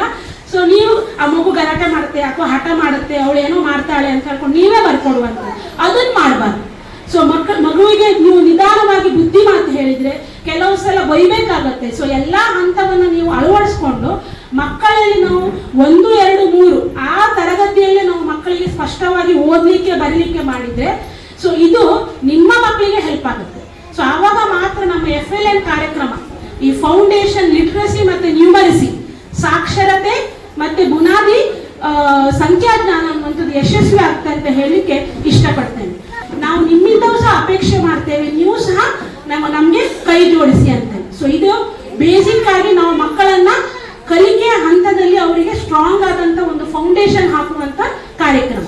ಎರಡನೇದು LB ಅಂತ ಹೇಳಿ, ಇದು ಈ ವರ್ಷ ನಮ್ಮ ಸರ್ಕಾರದವರು ಶಾಲಾ ಮಟ್ಟದಲ್ಲಿ ಆರಂಭ ಮಾಡಿದಂತ ಒಂದು ಹೊಸ ಪ್ರೋಗ್ರಾಮ್ LB ಅಂತ ಹೇಳಿದ್ರೆ ಲೆಸನ್ ಬೇಸಿಸ್ ಅಸೆಸ್ಮೆಂಟ್ ಅಂತ ಹೇಳಿ. ಸೊ ಎರಡನೇ ಕಾರ್ಯಕ್ರಮ LBA ಇದು ಸಾಂಪ್ರದಾಯಿಕ ಪರೀಕ್ಷಾ ಪದ್ಧತಿಯನ್ನು ಬದಿಗೊತ್ತಿ ಪ್ರಗತಿಪರ ಮತ್ತು ನಿರಂತರ ಮೌಲ್ಯಮಾಪನವನ್ನು ಅಳವಡಿಸುವ ಯೋಜನೆ ಆಗಿದೆ. ಸೊ ಇದು ಏನಂತ ಹೇಳಿದ್ರೆ ಪ್ರತಿ ಪಾಠ ಆದ ನಂತರ ನಾವು ಶಾಲಾ ಮಟ್ಟದಲ್ಲಿ ಕ್ಲಾಸಿನಲ್ಲಿ ಒಂದೊಂದು ಪರೀಕ್ಷೆಯನ್ನ ಮಾಡ್ತೇವೆ. ಸೊ ಅದಕ್ಕೆ ಪ್ರಶ್ನೆ ಎಲ್ಲ ಇರುತ್ತೆ, ಅವರು ಕೊಟ್ಟಿದ್ದಾರೆ, ಇಲಾಖೆಯವರು ಕೊಟ್ಟಿದ್ದಾರೆ. ಎಲ್ಲಾ ಹಂತದ ಪ್ರಶ್ನೆಗಳಿರ್ಬೋದು, 1 ಮಾರ್ಕಿದ್ ಇರ್ಬೋದು, ಹೊಂದಿಸಿ ಬರೆ ಇರ್ಬೋದು, ಎಲ್ಲಾ ಹಂತದ್ದು 2-3 ಮಾರ್ಕಿದ ಪ್ರಶ್ನೆ, ವಿವರಣಾತ್ಮಕ ಪ್ರಶ್ನೆ, ಎಲ್ಲಾ ಪ್ರಶ್ನೆಗಳಿರುತ್ತೆ. ಅದನ್ನ ನಾವು ಮಕ್ಕಳಿಗೆ ಕಲಿಸ್ತೇವೆ. ಆಮೇಲೆ ಪ್ರತಿ ಪಾಠ ಆದ ನಂತರ ಎಲ್ಲಾ ಸಬ್ಜೆಕ್ಟ್ನವರು ಒಂದೊಂದು ಪರೀಕ್ಷೆಯನ್ನ ಮಾಡ್ತಾರೆ. ಆ ಮಾರ್ಕ್ ಅನ್ನ ನಾವು ಸ್ಯಾಟ್ಸ್ ಅಲ್ಲಿ ಎಂಟ್ರಿ ಮಾಡ್ಲಿಕ್ಕೆ ಇರುತ್ತೆ. ಸೊ ನಮ್ಗೆ ಈಗ ಏನಂತ ಹೇಳಿದ್ರೆ ಮಕ್ಕಳು ಲಾಸ್ಟ್ ಎಕ್ಸಾಮ್ ಇವಾಗ ಇದ್ದಂಥದ್ದು, ವಾರ್ಷಿಕ ಪರೀಕ್ಷೆಗೆ ಮಾತ್ರ ನಾವು ಮಕ್ಕಳನ್ನ ಪ್ರಿಪೇರ್ ಮಾಡುವಂತ ಒಂದು ಇದು. ಸೊ ಅದು ಇವಾಗ ಇಲ್ಲ. ಅದು ದಯವಿಟ್ಟು ಗಮನಿಸಿ. ಈಗ LBA ಪರೀಕ್ಷೆ ಅಂತ ಹೇಳಿದ್ರೆ ಲೆಸನ್ ಬೇಸ್ಡ್ ಅಸೆಸ್ಮೆಂಟ್. ಪ್ರತಿ ಪಾಠ ಆದ ನಂತರ ಘಟಕ ಪರೀಕ್ಷೆ ಅಂತ ನೀವು ಅದನ್ನ ಕರಿಬಹುದು, ಅಥವಾ ನಾವೀಗ ಅದಕ್ಕೆ ಹೊಸ ಹೆಸರು ಕೊಟ್ಟಿದ್ದೇವೆ LBA ಅಂತ ಹೇಳ್ಕೊಂಡು. ಆ ಪರೀಕ್ಷೆಯ ಮಾರ್ಕುಗಳು ಸಹ ಬಹಳ ಮಹತ್ವ. ಸೊ ಹಾಗಾದ್ರೆ ಮಾರ್ಕಿಗೆ ಇಂಪಾರ್ಟೆನ್ಸ್ ಕೊಡ್ತಾ ಇದ್ರೆ ಇಲ್ಲ, ಇಲ್ಲಿ ಮಕ್ಕಳ ಕಲಿಕಾ ಹಂತ ಅನ್ನುವಂಥದ್ದು ಬಹಳ ಇಂಪಾರ್ಟೆಂಟ್. ಸೊ ಮಕ್ಕಳಿಗೆ ಆ ಪರೀಕ್ಷೆ ಮಾಡಿದ ನಂತರ ಸೊ ಅವ್ರು ಯಾವುದು ಅದಕ್ಕೆ ಅರ್ಥ ಆಗುದಿಲ್ಲ, ಮಗುವಿಗೆ ಯಾವ ಕಾನ್ಸೆಪ್ಟ್ ಅರ್ಥ ಆಗುದಿಲ್ಲ, ಸೊ ಅದನ್ನ ನಾವು ಮತ್ತೆ ಪುನಃ ಮಕ್ಕಳಿಗೆ ಹೇಳುವಂತ ಒಂದು ಕ್ರಮ ಸಹ ನಮ್ಮ ಶಾಲೆಯಲ್ಲಿ ಇದೆ. ಸೊ ಕಲಿಕೆಯಲ್ಲಿ ನಿಧಾನಗತಿಯಲ್ಲಿ ಹೋಗ್ತಾ ಇರುವ ಮಕ್ಕಳಿಗೆ ಸಹ ನಾವು ಮತ್ತೆ ಬೇರೆ ಫ್ರೀ ಪೀರಿಯಡ್ ಅಲ್ಲಿ ಅವರಿಗೆ ಕ್ಲಾಸ್ ಅನ್ನ ತಕೊಂಡು ಸೊ ಈ LB ಅನ್ನು ಯಶಸ್ವಿಗೊಳಿಸಲಿಕ್ಕೆ ನಾವು ಪ್ರಯತ್ನ ಪಡ್ತಾ ಇದ್ದೇವೆ. ಇಲ್ಲಿ ನಾವು ನಿಮ್ಮಲ್ಲಿ ಏನ್ ಕೇಳುವುದು ಅಂತ ಹೇಳಿದ್ರೆ, ಮಕ್ಕಳಿಗೆ ಕೊನೆಯ ಹಂತದ ಪರೀಕ್ಷೆ SA1, SA2 ಅದಕ್ಕೆ ಪ್ರಿಪೇರ್ ಮಾತ್ರ ನೀವು ಮಾಡಿಸುವುದಲ್ಲ. ನೀವು ಮಾಡಿಸ್ತೀರ, ನಮ್ಗೆ ಗೊತ್ತುಂಟು, ನಮ್ಮ ಮಕ್ಕಳು ಮಾಡ್ತಾರೆ. ಪ್ರತಿ ಪಾಠ ಆದ ನಂತರ ಕಲಿಕೆ ಅನ್ನೋದು ಒಂದು ನಿರಂತರ ಒಂದು ಕ್ರಮ. ಸೊ ಪ್ರತಿ ದಿವಸ ನಾವು ಯಾವ ಕೆಲಸ ಮಾಡ್ತೇವೆ ಅದೇ ರೀತಿ ಕಲಿಕೆ ಸಹ ಪ್ರತಿ ದಿವಸ ಆಗುವಂತ ಒಂದು ಕ್ರಿಯೆ ಅದು. ಸೊ ಆವಾಗ ಪ್ರತಿ ದಿವಸ ಮಕ್ಕಳಿಗೆ ಓದ್ಲಿಕ್ಕೆ ನೀವು ಹೇಳ್ಬೇಕು. ಪರೀಕ್ಷೆ ಬಂದ ಕೂಡ ಮಾತ್ರ ಓದಲ್ಲ, ಪ್ರತಿ ದಿವಸ ಶಾಲೆ ಮುಗಿಸಿ ಬಂದಂತ ಮಕ್ಕಳಿಗೆ ಸೊ 1-2 ಗಂಟೆ ಹೊತ್ತು ಅವರಿಗೆ ಓದ್ಲಿಕ್ಕೆ ಹೇಳ್ಬೇಕು. ಹೋಮ್ವರ್ಕ್ ಮಾಡಿಸುದಲ್ಲ, ಅದು ಬೇರೆ. ಹೋಮ್ವರ್ಕ್ ಈಗ ಅವರಿಗೆ ಕಾಪಿ ಬರೀಲಿಕ್ಕೆ ಇರುತ್ತೋ ಅಥವಾ ನಾವೇನು ಇಲ್ಲಿ ಬರೀಲಿಕ್ಕೆ ಹೇಳ್ತೇವೆ ಅದು ಬೇರೆ. ಪ್ರತಿ ದಿವಸ ಅವರಿಗೆ ಬೆಳಿಗ್ಗೆ ಹೊತ್ತಿಗೆ, ನಾನು ಹೇಳುವುದಾದ್ರೆ ಬೆಳಿಗ್ಗೆ ಹೊತ್ತಿಗೆ ಅವರಿಗೆ ಒಂದು 6 ಗಂಟೆಯಿಂದ 8 ಗಂಟೆವರೆಗೆ ಓದುವಂತ ಒಂದು ವಾತಾವರಣವನ್ನು ನೀವು ನಿರ್ಮಿಸಿ ಕೊಟ್ರೆ ಈ LBA ಪ್ರೋಗ್ರಾಮ್ ಯಶಸ್ವಿ ಆಗಲಿಕ್ಕೆ ಖಂಡಿತ ಸಾಧ್ಯ ಇದೆ. ಸೊ ಆವಾಗಲೇ ಹೇಳಿದ ಹಾಗೆ ಈ ಪ್ರೋಗ್ರಾಮ್ ಯಶಸ್ವಿ ಆಗಬೇಕು, ಅದು ಖಾಲಿ ನಮ್ಮ ಟೀಚರ್ಸ್ ಕೈಯಲ್ಲಿ ಇಲ್ಲ. ಸೊ ನಿಮ್ಮ ಹೆಲ್ಪ್ ಸಹ, ನಿಮ್ಮ ಸಹಾಯ ಸಹ ನಮಗೆ ಬೇಕಾಗುತ್ತೆ. ಹಾಗಿದ್ರೆ ಮಾತ್ರ ಈ LBA ಮತ್ತೆ FLN ಎರಡೂ ಕಾರ್ಯಕ್ರಮ ಅನ್ನುವಂಥದ್ದು ಯಶಸ್ವಿ ಆಗುತ್ತೆ ಅಂತ ಹೇಳ್ತೇನೆ. ಸೊ ಈ ಎರಡೂ ಕಾರ್ಯಕ್ರಮದ ಉದ್ದೇಶ ಒಂದೇ, ಮಕ್ಕಳ ಕಲಿಕೆಯ ಅಡಿಪಾಯವನ್ನ ಬಲಪಡಿಸುವುದು. ಸೊ ನಿಮ್ಗೆ ಗೊತ್ತುಂಟು, 8ನೇ ಕ್ಲಾಸ್ ಮೇಲೆ ಮಕ್ಕಳು ಕಲೀರಿ ಅಂತ ಹೇಳಿದ್ರೆ ಕಲಿಸ್ಲಿಕ್ಕೆ ಆಗುದಿಲ್ಲ. ಸೊ ನಾವೀಗ ಪ್ರಾಥಮಿಕ ಇದರಲ್ಲೇ 1ರಿಂದ 7ರವರೆಗೆ ಮಕ್ಕಳು ಏನ್ ಕಲಿತಾರೆ ಅದು ಅವರ ಅಡಿಪಾಯ ಆಗಿರುತ್ತೆ, ಫೌಂಡೇಶನ್ ಆಗಿರುತ್ತೆ. ಅದ್ರ ಮೇಲೆ ನೆಕ್ಸ್ಟ್ ಬಿಲ್ಡಿಂಗ್ ಕಟ್ಕೊಂಡು ಹೋಗುವಂಥದ್ದು. ಸೊ ಅದಕ್ಕೆ ಇಲ್ಲಿ ನಮ್ಮ ಮಕ್ಕಳಿಗೆ ನಾವು ಸ್ಟ್ರಾಂಗ್ ಆಗಿ ಫೌಂಡೇಶನ್ ಅನ್ನು ಹಾಕಿ ಕೊಟ್ರೆ ಅಲ್ಲಿ ನಿಮ್ಗೆ ಮುಂದೆ ಹೈಸ್ಕೂಲಿಗೆ ಹೋದ್ಮೇಲೆ ನೀವು ಮಕ್ಕಳ ಬಗ್ಗೆ ತಲೆಬಿಸಿ ಮಾಡುವಂತ ಒಂದು ಆಲೋಚನೆ, ತಲೆಬಿಸಿ ಮಾಡುವಂತ ಒಂದು ಪ್ರಮೇಯ ಬರುವುದಿಲ್ಲ. ಸೊ ಅದಕ್ಕೆ ಇಲ್ಲಿ ಏನ್ ಮಾಡ್ಬೇಕಂತ ಹೇಳಿದ್ರೆ, ಮಕ್ಕಳು ಹೇಗೋ ಮಧ್ಯೆ ಇರ್ತಾರೆ, ಅವರೊಟ್ಟಿಗೆ ನಾವು ಮತ್ತೆ ನೀವು ಇಬ್ರು ಜೊತೆಯಾಗಿ ಕೈಗೂಡಿಸಿದ್ರೆ ಈ ಸರ್ಕಾರ ಇಂಟ್ರೊಡ್ಯೂಸ್ ಮಾಡಿದಂಥ FLN ಮತ್ತೆ LBA ಕಾರ್ಯಕ್ರಮದ ಅನ್ನು ತಗೊಂಡು ಸೊ ಮಕ್ಕಳನ್ನು ನಾವು ಒಬ್ಬ ಉನ್ನತ ವ್ಯಕ್ತಿಯಾಗಿ ಈ ಸಮಾಜದಲ್ಲಿ ರೂಪಿಸಬಹುದು ಅಂತ ಹೇಳ್ತಾ ನಾನು ಈ ಮಾಹಿತಿಯನ್ನು ಇಲ್ಲಿಗೆ ಮುಗಿಸುತ್ತೇನೆ. ಧನ್ಯವಾದಗಳು. ಮುಗ್ಧ ಮನಸ್ಸಿನ ಹೂಗಳು, ತುಂಟತನದ ಕಂಗಳು, ಕನಸು ಹೊತ್ತಿದ ಮಕ್ಕಳು, ಮನುಷ್ಯ ಲೋಕದ ಮಂದಾರಗಳು. ಮಕ್ಕಳಲ್ವಾ? ಅಂತಹ ಮುಗ್ಧ ಮನಸ್ಸಿನ ಮಕ್ಕಳ ಸರ್ವಾಂಗೀಣ ಬೆಳವಣಿಗೆ ಆಗಬೇಕಿದ್ರೆ ನಾವು ನೀವೆಲ್ಲರೂ ಕೂಡ ಕೈ ಜೋಡಿಸ್ಬೇಕಾಗುತ್ತೆ. ಹೌದಲ್ವಾ? ಅದ್ರ ಬಗ್ಗೆ ನಾವು ಎಷ್ಟು ಇದು ಮಾಡ್ತೇವೆ ಅದಕ್ಕಿಂತ ನೀವು ಜಾಸ್ತಿ ಮಾಡಿರಬಹುದು. ಸ್ವಲ್ಪ ಮಕ್ಕಳಲ್ಲಿ ಕೊಂಗಾಟ ಎನ್ನುವಂಥದ್ದು ಜಾಸ್ತಿ ಆಗ್ತದೆ ಅಲ್ವಾ? ಈಗ ನಿಜವಾಗಿಯೂ ಮಕ್ಕಳ ಸರ್ವಾಂಗೀಣ ಬೆಳವಣಿಗೆ ಆಗಬೇಕಿದ್ರೆ ಒಂದು 5 ಅಂಶಗಳನ್ನ ಯಾವತ್ತೂ ನೆನಪಿನಲ್ಲಿ ಇಟ್ಕೊಬೇಕು. ಯಾವುದೆಲ್ಲ ಆಗಬೇಕು ಕೇಳಿದ್ರೆ, ಬೌದ್ಧಿಕ ಬೆಳವಣಿಗೆ, ದೈಹಿಕ, ಆಧ್ಯಾತ್ಮಿಕ, ಸಾಮಾಜಿಕ ಮತ್ತು ಭಾವನಾತ್ಮಕ ತಿಳುವಳಿಕೆ ಎನ್ನುವಂಥದ್ದು ಮಕ್ಕಳಿಗೆ ಇರಬೇಕು. ಅದು ನಿಮಗೂ ಇರಬೇಕು. ನನ್ನ ಮಗುವಿಗೆ ನಾನು ಇದಿಷ್ಟನ್ನ ಹೇಳಿಕೊಡ್ಬೇಕು ಅಂತ ಹೇಳಿ. ಈಗ ಬೌದ್ಧಿಕ ಬೆಳವಣಿಗೆಗಳಲ್ಲಿ ಏನಾಗ್ತದೆ ಕೇಳಿದ್ರೆ, ಈಗ ಮಗು ಶಾಲೆಗೆ ಬರ್ತದೆ ಅಲ್ವಾ? ಮಗು ಬರುವಾಗ ಏನು ಗೊತ್ತಿರೋದಿಲ್ಲ ಅಲ್ವಾ? ಮಗುವಿಗೆ ಏನಾದ್ರು ಗೊತ್ತಿತ್ತ ಅಕ್ಷರ, ಅಂಗನವಾಡಿಗೆ ಹೋಗುವಾಗ ಸ್ವಲ್ಪ ಕಲ್ತ್ಕೊಂಡು ಬಂದಿರ್ತದೆ, ಆಮೇಲೆ ಶಾಲೆಗೆ ಬರ್ತದೆ, ಇಲ್ಲಿ ಏನೋ ಫೌಂಡೇಶನ್ ಗಟ್ಟಿ ಆಗ್ತಾ ಹೋಗ್ತದೆ. ನೀವೇನ್ ಮಾಡ್ಬೇಕು ಕೇಳಿದ್ರೆ, ಮಕ್ಕಳಿಗೆ ಬೇರೆ ಬೇರೆ ಚಟುವಟಿಕೆಗಳನ್ನು ಕೊಡ್ಬೇಕು. ಈಗ ಶಾಲೆಯಲ್ಲಿ ನಾವು ಕೊಡ್ತೇವೆ ಬಿಡಿ, ಅದರೊಟ್ಟಿಗೆ ನೀವು ಮನೆಯಲ್ಲೂ ಸ್ವಲ್ಪ ಪ್ರಯತ್ನ ಮಾಡ್ಬೇಕು. ಇಬ್ರು ಟೀಚರ್ ಕೂಡ ಹಾಗೆ ಹೇಳಿದ್ರು, ನಾನು ಹೇಳುದು ಹಾಗೆ, ಎಲ್ಲ ಟೀಚರ್ಸ್ ಹೇಳುದು ಹಾಗೆ. ನೀವು ನಮ್ಮೊಂದಿಗೆ ಆ ಮಕ್ಕಳ ಓದುವಿಕೆಯನ್ನ ಒಳ್ಳೆ ರೀತಿಯಲ್ಲಿ ಮಾಡಬೇಕು. ಮಗು ಏನು ಒಳ್ಳೆ ರೀತಿಯಲ್ಲಿ ಕಲಿಬೇಕು. ಬೇಸಿಕ್ ಎನ್ನುವಂಥದ್ದು ಸಂಖ್ಯಾಜ್ಞಾನ ಇರ್ಬೋದು, ಅಕ್ಷರ ಜ್ಞಾನ ಇರ್ಬೋದು, ಒಳ್ಳೆ ರೀತಿಯಲ್ಲಿ ಆಗ್ಬೇಕಂತ ಹೇಳಿದ್ರೆ ಅದರಲ್ಲಿ ಅವ್ರು ಹೇಳಿದಾಗೆ 1 ನಿಮಿಷ ಒಂದು ಮಗುವಿಗೆ ನಮಗೆ ಟೈಮ್ ಕೊಡ್ಲಿಕ್ಕೆ ಆಗುದಿಲ್ಲ. ಆ ಸಂದರ್ಭದಲ್ಲಿ ನಾವು ಹೇಳಿಕೊಡ್ತೇವೆ, ಪುಸ್ತಕದಲ್ಲಿ ಲೆಕ್ಕ ಹಾಕಿ ಕೊಡ್ತೇವೆ, ಬರ್ಕೊಡ್ತೇವೆ. ಆದ್ರೆ ನೀವು ಅವ್ರ ಜೊತೆಗೆ ಕೂತ್ಕೊಳ್ಬೇಕು. ನೀವು ಅವ್ರ ಜೊತೆ ಕೂತ್ಕೊಂಡಾಗ ಮಾತ್ರ ಆ ಮಗುವಿಗೆ, ಈಗ ನಾವೊಂದು ಲೆಕ್ಕ ಹಾಕಿ ಕೊಟ್ರ ಮೇಲೆ ಅದನ್ನ ಲೆಕ್ಕ ಮಗು ಮಾಡ್ತದೆ, ನೀವು ಮಾಡಿಕೊಡುದಲ್ಲ. ಹೆಚ್ಚಿನವ್ರು ಪೇರೆಂಟ್ಸ್ ಮಾಡಿ ಕೊಡ್ತಾ ಇದ್ದಾರೆ ಆಯ್ತಾ, ಅದನ್ನ ಮಾಡಬೇಡಿ. ಮಗು ಯೋಚಿಸಲಿ, ಮಗು ಯೋಚಿಸ್ಕೊಂಡು ಆ ಲೆಕ್ಕವನ್ನ ಮಾಡಿದ್ರೆ ಆವಾಗ ಆ ಮಗುವಿನ ಬೌದ್ಧಿಕ ಬೆಳವಣಿಗೆ ಆಟನ್ನ ಕೂಡ ಮಗುವಿನಲ್ಲಿ ಬೆಳೆಸಿ. ಆಮೇಲೆ ಇನ್ನೊಂದು ದೈಹಿಕ ಬೆಳವಣಿಗೆ. ಮಕ್ಕಳು ಇತ್ತೀಚಿನ ದಿನಗಳಲ್ಲಿ ದೈಹಿಕ ಬೆಳವಣಿಗೆ ಮಕ್ಕಳಲ್ಲಿ ಇಲ್ಲ ಅಂತ ಹೇಳಿ ನಾನು ಹೇಳಲಿಕ್ಕೆ ಇಷ್ಟಪಡ್ತೇನೆ. ನಾವು ಸಣ್ಣದಿರುವಾಗ ಎಂತ ಮಾಡ್ತಿತ್ತು ಹೇಳಿ, ಮಣ್ಣಲ್ಲಿ ಆಟ ಆಡ್ತಿತ್ತು, ಓಡ್ತಿತ್ತು, ಮರ ಹತ್ತಿತ್ತು. ಮರ ಹತ್ತಿಲ್ವ ನೀವೆಲ್ಲ? ಮರ ಎಲ್ಲ ಹತ್ತಿದ್ದೀರಿ, ನೀವು ಹತ್ತಿದ್ದೀರಿ, ನಾವು ಹತ್ತಿದ್ದೇವೆ, ಅಲ್ಲಿಂದ ಜಾರಿ ಬಿದ್ದಿದ್ದೇವೆ, ನೋವು ತಿಂದಿದ್ದೇವೆ. ಹಾಗಾಗಿ ನಾವು ಸ್ವಲ್ಪ ಈಗಿನ ಮಕ್ಕಳಿಗಿಂತ ಸ್ವಲ್ಪ ಸ್ಟ್ರಾಂಗ್ ನಾವೇ ಅಂತೇಳಿ ಹೇಳ್ಬೋದು. ನಮಗಿಂತ ಸ್ಟ್ರಾಂಗ್ ಯಾರು? ನಮ್ಮ ಅಪ್ಪ ಅಮ್ಮ, ಅವ್ರಿಗಿಂತ ಅವರ ಹಾಗೆ ಉಂಟದು. ಅರ್ಥ ಆಯ್ತಾ? ನಮ್ಮಷ್ಟು ನಾವು ನಮ್ಮ ಅಪ್ಪ ಅಮ್ಮನಷ್ಟು ಚುರುಕಲ್ಲ, ಈಗ ನಮ್ಮ ಮಕ್ಕಳು ನಮ್ಮಷ್ಟು ಚುರುಕಲ್ಲ, ಹಾಗೆಲ್ಲ ಉಂಟು ಅಂತ ಹೇಳಿದ್ರೆ. ಈಗಿನ ಮಕ್ಕಳಿಗಂತೂ ಮೊಬೈಲ್ ಬಿಟ್ರೆ ಅವರಿಗೆ ಬೇರೆ ಯಾವುದು ಕೂಡ ಕಾಣಿಸೋದೇ ಇಲ್ಲ. ಹಾಗಾಗಿ ಮಕ್ಕಳು ಏನ್ ಮಾಡ್ತಾರೆ, ಮನೆಗೆ ಬಂದ ಕೂಡಲೇ ಏನ್ ಮಾಡ್ತಾರೆ, ಅಮ್ಮನ ಹತ್ರ ಯಾರು ಪಾಪ ಇರ್ತಾರೆ ನೋಡಿ, ಅವ್ರಿಗೆ ಮೊಬೈಲ್ ತಗೊಳ್ತಾರೆ. ಗೊತ್ತಾಯ್ತಾ? ಇಬ್ರೊಳಗೆ ಯಾರಾದ್ರೂ ಒಬ್ರು ಜೋರು ಇರ್ತಾರೆ, ಅವ್ರ ಮೊಬೈಲ್ ಮುಟ್ಟುದಿಲ್ಲ. ಯಾರು ಪಾಪ ಇರ್ತಾರೆ ಅವ್ರ ಅಮ್ಮ ಅಂತೇಳಿ ಏನೋ ದಮ್ಮನೆ ಹಾಕೊಂಡು ಮೊಬೈಲ್ ತಗೊಳ್ತಾರೆ. ಮೊಬೈಲ್ ಕೊಡು. ಈಗೆಲ್ಲ ಬಂದಾಗಿದೆ, ಕೊರೋನಾ ಟೈಮಿಗೆಲ್ಲ ನಾವೇನು ಗ್ರೂಪ್ ಮಾಡಿತ್ತು ಅದನ್ನ ನೋಟ್ಸ್ ಅನ್ನ ಅದರಲ್ಲಿ ಹಾಕ್ತಿತ್ತು. ಆದ್ರೆ ಈಗ ಹಾಗಲ್ಲ. ಈಗ ಏನಾಗಿದೆ ಕೇಳಿದ್ರೆ, ನಾವು ಯಾವುದೇ ಗ್ರೂಪ್ ಇಲ್ಲ, ಮಕ್ಕಳದ್ದು ಗ್ರೂಪ್ ಅಂತ ಹೇಳಿ ಇಲ್ಲ, ಶಾಲಾ ಗ್ರೂಪ್ ಮಾಡ್ಕೊಂಡಿದ್ದೇವೆ. ಬಿಟ್ರೆ ಮಕ್ಕಳಿಗೆ ಗ್ರೂಪ್ ಮಾಡಿದ ಹಾಗೆ ನೋಡಿ. ಮತ್ತೆ ಹೆಚ್ಚು ಮಕ್ಕಳನ್ನ ಮೊಬೈಲ್ ಇಂದ ದೂರ ಇಡಿ ಆಯ್ತಾ? ಯಾಕೆ ಕೇಳಿದ್ರೆ, ಮಕ್ಕಳಿಗೆ ಕಣ್ಣಿನ ಸಮಸ್ಯೆ. ಅವ್ರು ಹೇಳಿದಾಗೆ ವರ್ಷದಲ್ಲಿ ಒಂದು 3-4 ಅಲ್ಲ, ಕ್ಲಾಸಲ್ಲಿ 1-2 ಏನು ದೃಷ್ಟಿ ದೋಷದವರು ಸಿಗ್ತಾರೆ. ಕ್ಷೇತ್ರ ಮಂಡ್ಯ ಜಿಲ್ಲೆಯ ನಾಗಮಂಗಲದ ಆದಿಚುಂಚನಗಿರಿ ಒಳ್ಳೆ ಮಠ. ಆ ಕ್ಷೇತ್ರವನ್ನು ನಾವು ನಮ್ಮ ತಂಡ ಹೋಗಿದ್ದೀವಿ. ಹೇಗಾದ್ರೂ ನಮಗೆ ಬಂದಿದ್ದರೆ ಒಂದಾದ್ರೂ ಬಹುಮಾನ ಬರಬೇಕು ಅಂದ್ಕೊಂಡು ಖಂಡಿತ ಭಗವಂತ ಅದೆಲ್ಲ ನಮ್ಮ ಪೋಷಕ ದಯೆಯಿಂದ ಇಂದು ನಮ್ಮ ಶಾಲೆಯ ಹುಡುಗ ನ್ಯಾಷನಲ್ 9 ಮ್ಯಾಚಲ್ಲಿ 7 ಮ್ಯಾಚ್ ಗೆಲ್ಲಬೇಕು. 9ರಲ್ಲಿ 7 ಅಲ್ಲ, 7.5 ಮ್ಯಾಚ್ ಗೆದ್ದರೆ ಮಾತ್ರ ರಾಷ್ಟ್ರ ಮ್ಯಾಚ್ ಹೋಗಬೇಕಾಗ್ತದೆ. 7.5ಕ್ಕಿಂತ ಕಡಿಮೆ ಆದರೆ ಸೋಲು ಖಚಿತ ಬುದ್ಧಿ. ಸಾಧಾರಣ 300 ಮಕ್ಕಳು ಭಾಗವಹಿಸಿದ್ರು. 300 ಮಕ್ಕಳು ಭಾಗವಹಿಸಿ ಸ್ಪರ್ಧೆಯಲ್ಲಿ ಇಡೀ ನ್ಯಾಷನಲ್ ವಿಭಾಗ ಹೋಗಲಿಕ್ಕೆ ನಮ್ಮ ರಾಜ್ಯದಿಂದ 5 ಹುಡುಗಿಯರು ಮತ್ತು 5 ಹುಡುಗರು ಮಾತ್ರ, 10 ಮಕ್ಕಳು ಮಾತ್ರ ನ್ಯಾಷನಲ್ ವಿಭಾಗ ರಾಷ್ಟ್ರ ಮಟ್ಟಕ್ಕೆ ಹೋಗುದು. ಅದರಲ್ಲಿ ನಮ್ಮ ಶಾಲೆಯ ಕನ್ನಡದ ಹುಡುಗ, ನಮ್ಮ ಕನ್ನಡ ಶಾಲೆಯ ನಮ್ಮ ತಲ್ಲೂರಿನ ಅವನೇಶ್ ಸೇರ್ಕೊಂಡ.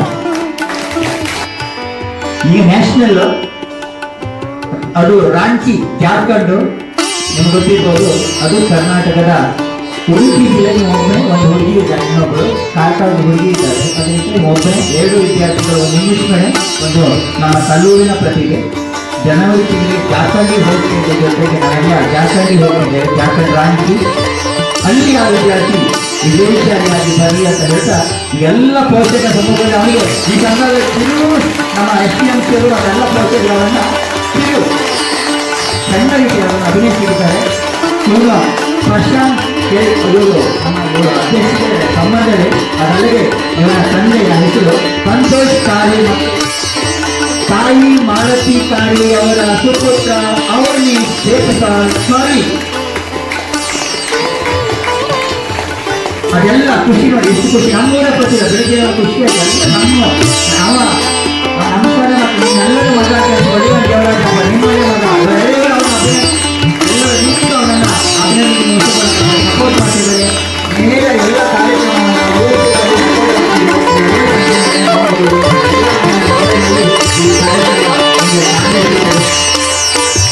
ಖುಷಿಯಾಗಿದೆ. ಅವನ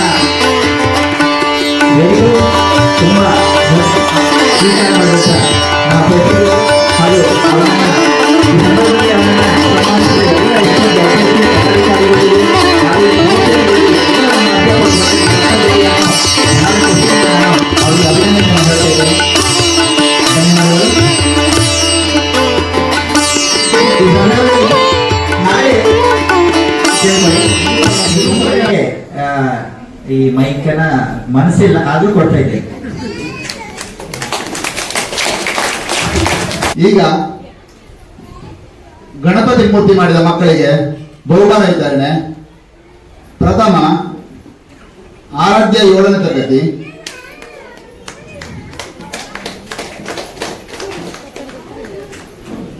ಆರಾಧ್ಯ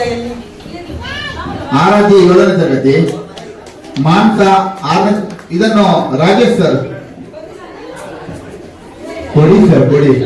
ನಾವು ದಿನ ಇಲ್ಲೇ ಇರ್ತೇವೆ, ನಮ್ಮ ಮುಖ ನೋಡಿ ನೋಡಿ ಆ ಮಕ್ಕಳಿಗಂತೂ ಬೇಜಾರು ಬಂದೋಗಿದೆ.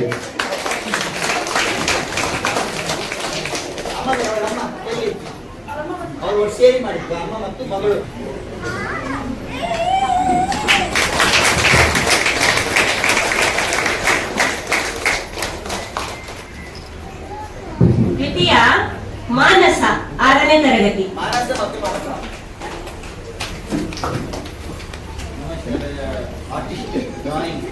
ತುಂಬಾ ಚಂದ ಡ್ರಾಯಿಂಗ್ ಬಿಡಿಸ್ತಾ ಇದ್ದಾರೆ.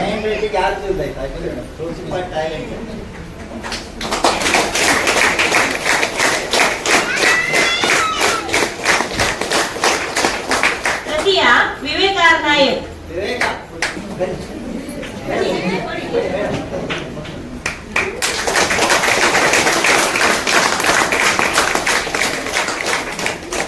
ಹಾಗೆ ಪರಿಸರ ದಿನಾಚರಣೆಯ ಪ್ರಯುಕ್ತ ಚಿತ್ರಕಲಾ ಸ್ಪರ್ಧೆಯನ್ನು ಏರ್ಪಡಿಸಿದ್ದು ಜೂನ್ ತಿಂಗಳಲ್ಲಿ. ಅದನ್ನ 2 ವಿಭಾಗದಲ್ಲಿ ಮಾಡಿದ್ದೇವೆ, ಹಿರಿಯ ಮತ್ತು ಕಿರಿಯ. ಅದರಲ್ಲಿ ಕಿರಿಯ ವಿಭಾಗದಲ್ಲಿ ಪ್ರಥಮ ಅಶ್ಮಿತಾ 4ನೇ ತರಗತಿ.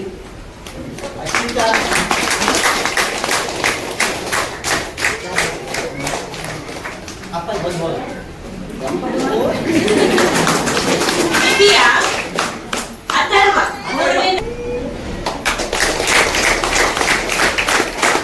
ತೃತೀಯ ಕೃಷ್ಣ 5ನೇ ತರಗತಿ.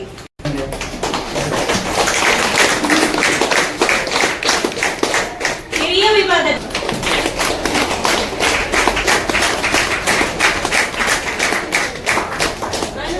ಚಿತ್ರ ನೋಡಿ ಚೆಂದಾಗಿದೆ, ತುಂಬಾ ಚೆಂದ ಬಿಡಿಸ್ತಾರೆ.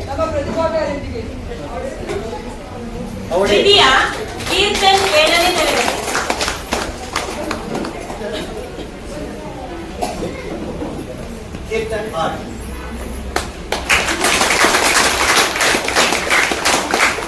ತೃತೀಯ ಸಾನ್ವಿಕಾ 6ನೇ ತರಗತಿ.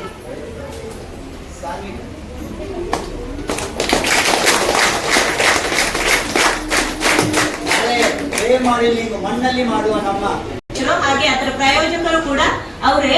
ಅವರಿಗೆ ನಮ್ಮ ಶಾಲೆಯ ಪರವಾಗಿ ಧನ್ಯವಾದ. ಮಕ್ಕಳ ಹಕ್ಕು, ಮಕ್ಕಳ ರಕ್ಷಣಾ ನೀತಿಯ ಬಗ್ಗೆ ಪೋಷಕರಿಗೆ ಅರಿವು ಮೂಡಿಸಿದ್ದು ಪ್ರಭಾ ಟೀಚರ್. ಇವ್ರಿಗಿಂತ ಮೊದಲು ನಮ್ಮ ಸುಜಾತ ಟೀಚರ್ ಮಾತಾಡಿದ್ರು. ಅವರು 2ನೇ ತರಗತಿ ಟೀಚರ್. ಈಗ ಇವರು ಪ್ರಭಾವತಿ ಟೀಚರ್ 3ನೇ ತರಗತಿಯವರು.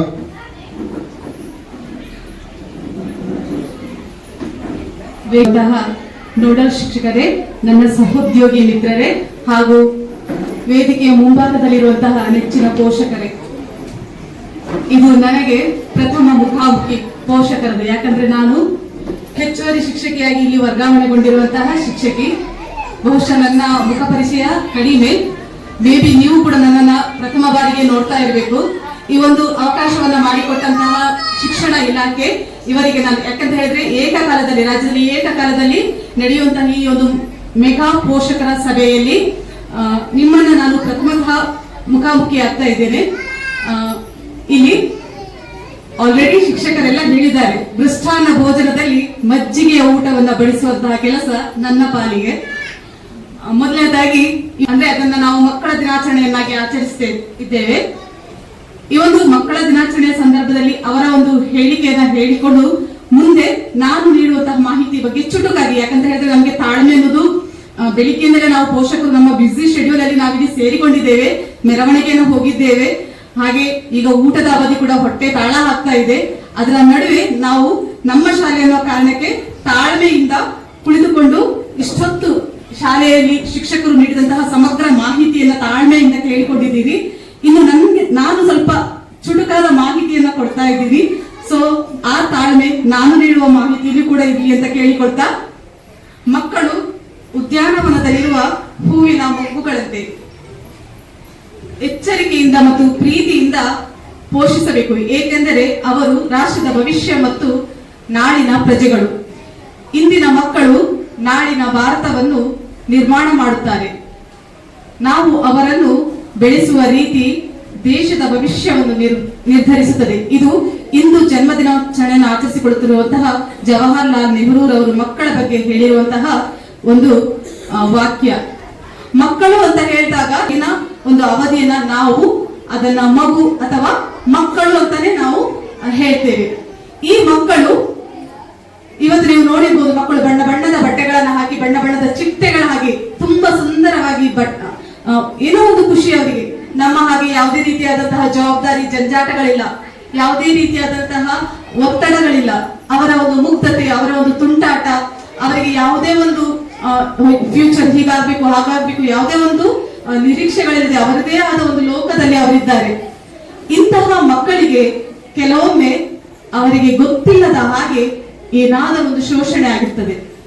ಆ ಶೋಷಣೆ ಆ ಮಗುವಿಗೆ ತನ್ನ ಒಂದು ಕೊರತೆ ಬರುವಂತಹ ಸಾಧ್ಯತೆ ಇದೆ. ಈ ವಿಷಯವನ್ನ ನಾನು ಇಲ್ಲಿ ಚುಟುಕಾಗಿ ನಿಮ್ಮ ಮುಂದೆ ಹೇಳ್ತಾ ಹೋಗ್ತೀನಿ. ಮಕ್ಕಳ ರಕ್ಷಣೆಯ ಒಂದು ನೀತಿ. ನಮ್ಮ ಮಕ್ಕಳು ನಮ್ಮ ಆಸ್ತಿ, ನಮ್ಮ ಜವಾಬ್ದಾರಿ. ಅವರನ್ನ ಸರಿಯಾದ ರೀತಿ ನಮ್ಮ ಪಾಲಿಗಿರುವುದು. ಅಂತಹ ಮಕ್ಕಳನ್ನು ನಾವು ಶಿಸ್ತಿನಿಂದ, ಈಗಾಗಲೇ ಶಿಕ್ಷಕರು ಹೇಳಿದ್ದಾರೆ, ಮಕ್ಕಳು ಶಾಲೆಯಲ್ಲಿ FLN ಅಥವಾ ಇದು LBA ಅದರ ಮೂಲಕ ಅವರು ಕಲಿಕೆ ಆಗ್ಬೇಕು, ಮಕ್ಕಳ ಸರ್ವಾಂಗೀಣ ಬೆಳವಣಿಗೆ ಆಗ್ಬೇಕು ಅಂತೆಲ್ಲ ತುಂಬಾ ಹೇಳಿದ್ರು. ಆ ಕಲಿಕೆ ಅವರ ಸರ್ವಾಂಗೀಣ ಬೆಳವಣಿಗೆಯ ಜೊತೆಗೆ ಮುಖ್ಯವಾಗಿ ಗಂಭೀರವಾಗಿ ಚರ್ಚಿಸಬೇಕಾಗಿರುವಂತಹ ವಿಷಯ ಮಕ್ಕಳ ರಕ್ಷಣೆ. ಈ ಮಕ್ಕಳ ರಕ್ಷಣೆ ನಾವೆಲ್ಲ ನಾನು ಈಗಾಗಲೇ ಹೇಳಿರುವಂತೆ ನಮ್ಗೆ ಒಂದೆರಡೇ ಇರುವುದು. ಆ ಮಕ್ಕಳ ರಕ್ಷಣೆಯನ್ನ ನಾವು ಯಾವ ರೀತಿಯಾಗಿ ಮಾಡಬೇಕು, ಆಸ್ ಎ ಪೇರೆಂಟ್ ಪೋಷಕರಾಗಿ ನಮ್ಮ ಕರ್ತವ್ಯ ಏನು, ಶಾಲೆಯಲ್ಲಿ ಶಿಕ್ಷಕರಾಗಿ ಶಿಕ್ಷಕರ ಜವಾಬ್ದಾರಿಗಳೇನು ಅನ್ನೋದನ್ನ ನಾವು ಒಂದೊಂದಾಗಿ ತಿಳ್ಕೊಳ್ತಾ ಹೋಗ್ತೀವಿ. ಮಕ್ಕಳ ರಕ್ಷಣಾ ನೀತಿ ಇಡೀ ಪ್ರಪಂಚದಲ್ಲಿ 2ನೇ ಅತಿ ಹೆಚ್ಚು ಜನಸಂಖ್ಯೆ ಇರುವಂತಹ ರಾಷ್ಟ್ರ ನಮ್ಮ ಭಾರತ. ಇದರಲ್ಲಿ 40% ಅಂದ್ರೆ 18 ವರ್ಷದ ವಯಸ್ಸಿನ ಒಳಗಿನ ಮಕ್ಕಳು 42% ಮಕ್ಕಳೇ ಇದ್ದಾರೆ. ಈ ಮಕ್ಕಳು ಯಾವ ರೀತಿಯಾಗಿ ಅವರು ಶೋಷಣೆಗೆ ಒಳಗಾಗ್ತಾ ಇದ್ದಾರೆ, ಅವರು ಮುಕ್ತವಾಗಿ ಪೇರೆಂಟ್ಸ್ ಅಲ್ಲಿ ಹೇಳ್ಕೊಳ್ಳೋದಿಲ್ಲ. ಕೆಲವೊಮ್ಮೆ ಅವರು ಭಯ ಪಡ್ತಾರೆ, ಏನಾಗ್ತದೋ ಮತ್ತೇನಾಗ್ತದೋ, ಇದರಿಂದ ಮುಂದಿನ ಒಂದು ಸಮಸ್ಯೆ ಏನು ಉದ್ಭವ ಆಗ್ತದೋ ಅನ್ನೋ ಕಾರಣಕ್ಕೆ ತಮ್ಮಲ್ಲಿ ಆಗುವಂತಹ ಶೋಷಣೆಗಳನ್ನ ಅವರು ಯಾವ ರೀತಿಯಾಗಿಯೂ ಪೇರೆಂಟ್ಸ್ ಅಲ್ಲಿ ಇರ್ಬೋದು ಅಥವಾ ಶಿಕ್ಷಕರಲ್ಲಿ ಹೇಳ್ಕೊಳ್ಳಿಕ್ಕೆ ಹೆದರಿಕೊಳ್ತಾರೆ. ಈ ನಿಟ್ಟಿನಲ್ಲಿ ರಾಜ್ಯ ಸರ್ಕಾರ ಹಾಗೂ ಕೇಂದ್ರ ಸರ್ಕಾರ ಇದನ್ನ ಗಂಭೀರವಾಗಿ ತೆಗೆದುಕೊಂಡು ಮಕ್ಕಳು ಅವರಿಗೂ ಒಂದು ಹಕ್ಕು ಅಂತ ಇದೆ, ಅವರನ್ನ ನಾವು ರಕ್ಷಣೆ ಮಾಡಬೇಕು ಅನ್ನೋ ಕಾರಣಕ್ಕೆ ಮಕ್ಕಳ ರಕ್ಷಣಾ ನೀತಿ 2016 ಇದರ ತಿದ್ದುಪಡಿ 2023 ಇದನ್ನ ನಾವು ಶಾಲೆಗಳಲ್ಲಿ ಯಾವ ರೀತಿಯಾಗಿ ಅನುಷ್ಠಾನ ಮಾಡುವುದು, ಮಕ್ಕಳನ್ನ ನಾವು ಹೇಗೆ ರಕ್ಷಣೆ ಮಾಡಿಕೊಳ್ಳುವುದು ಅನ್ನೋದನ್ನ ಕೇಂದ್ರ ಸರ್ಕಾರ ಹಾಗೂ ರಾಜ್ಯ ಸರ್ಕಾರ ಜಂಟಿಯಾಗಿ ಇದರ ಬಗ್ಗೆ ಒಂದು ಆಲೋಚನೆಯನ್ನ ಮಾಡ್ತಾ ಹೋಗ್ತಿದೆ. ಅದೇ ರೀತಿಯಲ್ಲಿ ಮಕ್ಕಳ ರಕ್ಷಣಾ ಕಾಯ್ದೆಯಲ್ಲಿ ಮುಖ್ಯವಾಗಿ 2 ಕಾಯ್ದೆಗಳಿವೆ. ಒಂದು ಬಾಲ ನ್ಯಾಯ ಕಾಯ್ದೆ, ಅಂದ್ರೆ ಇಲ್ಲಿ ಕಷ್ಟದಲ್ಲಿರುವ ಮಕ್ಕಳ ಆರೈಕೆ, ಅನಾಥ ಮಕ್ಕಳಿರ್ತಾರೆ ಅಥವಾ ಯಾವುದೋ ಒಂದು ಮಗುವನ್ನ ಯಾವುದೋ ಒಂದು ಕಾರಣಕ್ಕೆ ಹೆತ್ತು ಒಂದು ತೊಟ್ಟಿಯಲ್ಲಿ ಇಟ್ಟಿರುವಂತಹ ಮಗು, ಆ ಮಗು NGOs ಅಥವಾ ಯಾವುದೋ ಒಂದು ಕೇಂದ್ರಕ್ಕೆ ಸಿಕ್ಕಿರ್ತದೆ. ಅಂತಹ ಮಗುವಿನ ಲಾಲನೆ ಪಾಲನೆ ಹಾಗೆ ಅದರ ಅಭಿವೃದ್ಧಿ ಹಾಗೂ ಸಾಮಾಜಿಕ ಪುನರ್ವಸತಿಯನ್ನ ಖಾತ್ರಿಪಡಿಸುವಂತಹ ಒಂದು ಕಾಯ್ದೆ ಬಾಲ ನ್ಯಾಯ ಕಾಯ್ದೆ. ಹಾಗೆ ಇನ್ನೊಂದು ಬಹುಮುಖ್ಯವಾಗಿರುವಂತದ್ದು ಪೋಕ್ಸೋ ಕಾಯ್ದೆ 2012. ಇಲ್ಲಿ ಮಕ್ಕಳು ಲೈಂಗಿಕ ದೌರ್ಜನ್ಯಕ್ಕೆ ಒಳಗಾಗ್ತಾರೆ. ಇನ್ನೊಂದು ವಿಷಾದನೀಯ ವಿಷಯ ಏನಂತ ಹೇಳಿದ್ರೆ, ಮಕ್ಕಳು ಒಂದು ವಿಶ್ಲೇಷಣೆಯ ಪ್ರಕಾರ 80% ಮಕ್ಕಳು ಲೈಂಗಿಕ ಶೋಷಣೆ ದೌರ್ಜನ್ಯಕ್ಕೆ ಒಳಗಾಗುವುದು ಅವರ ಕುಟುಂಬದವರಿಂದಲೇ, ಅವರ ಕುಟುಂಬದ ಸದಸ್ಯರು ಯಾರಾಗಿರ್ಬೋದು. ಇದೊಂದು ವಿಶ್ಲೇಷಣೆ ಅಂಕಿಅಂಶದ ಪ್ರಕಾರ 80% ಆ ಮಕ್ಕಳಿಗೆ ಹೇಳಲಿಕ್ಕೆ ಹೆದರಿಕೆ ಆಗ್ತದೆ. ಪೋಷಕರಿಗೆ ಅದನ್ನ ಸಾರ್ವಜನಿಕವಾಗಿ ಹೇಳಲಿಕ್ಕೆ ಅಥವಾ ಒಂದು ಕಂಪ್ಲೇಂಟ್ ಕೊಡ್ಲಿಕ್ಕೂ ಕೂಡ ಭಯ ಆಗ್ತದೆ. ಎಲ್ಲಿಯಾದ್ರೂ ಒಂದು ನಮ್ಮ ಕುಟುಂಬದಲ್ಲಿ ವೈಮನಸ್ಸು ಬರ್ತದೆ ಅನ್ನೋ ಕಾರಣಕ್ಕೆ ಅದನ್ನ ಅವರು ಗೌಪ್ಯವಾಗಿರ್ತಾರೆ. ಹೀಗಾಗಿ ಅದನ್ನ ನಾವು ಮಕ್ಕಳಿಗೆ ಸರಿಯಾದ ನ್ಯಾಯವನ್ನ ಕೊಡುವ ನೀತಿಯಲ್ಲಿ ಅಲ್ಲಿ ಕೂಡ ಒಂದು ಕಾಯ್ದೆಯನ್ನ ಜಾರಿಗೆ ತರ್ತಾರೆ. ಹಾಗೆ ಪೋಕ್ಸೋ ಕಾಯ್ದೆ ಬಗ್ಗೆ ಹೇಳೋದಾದ್ರೆ,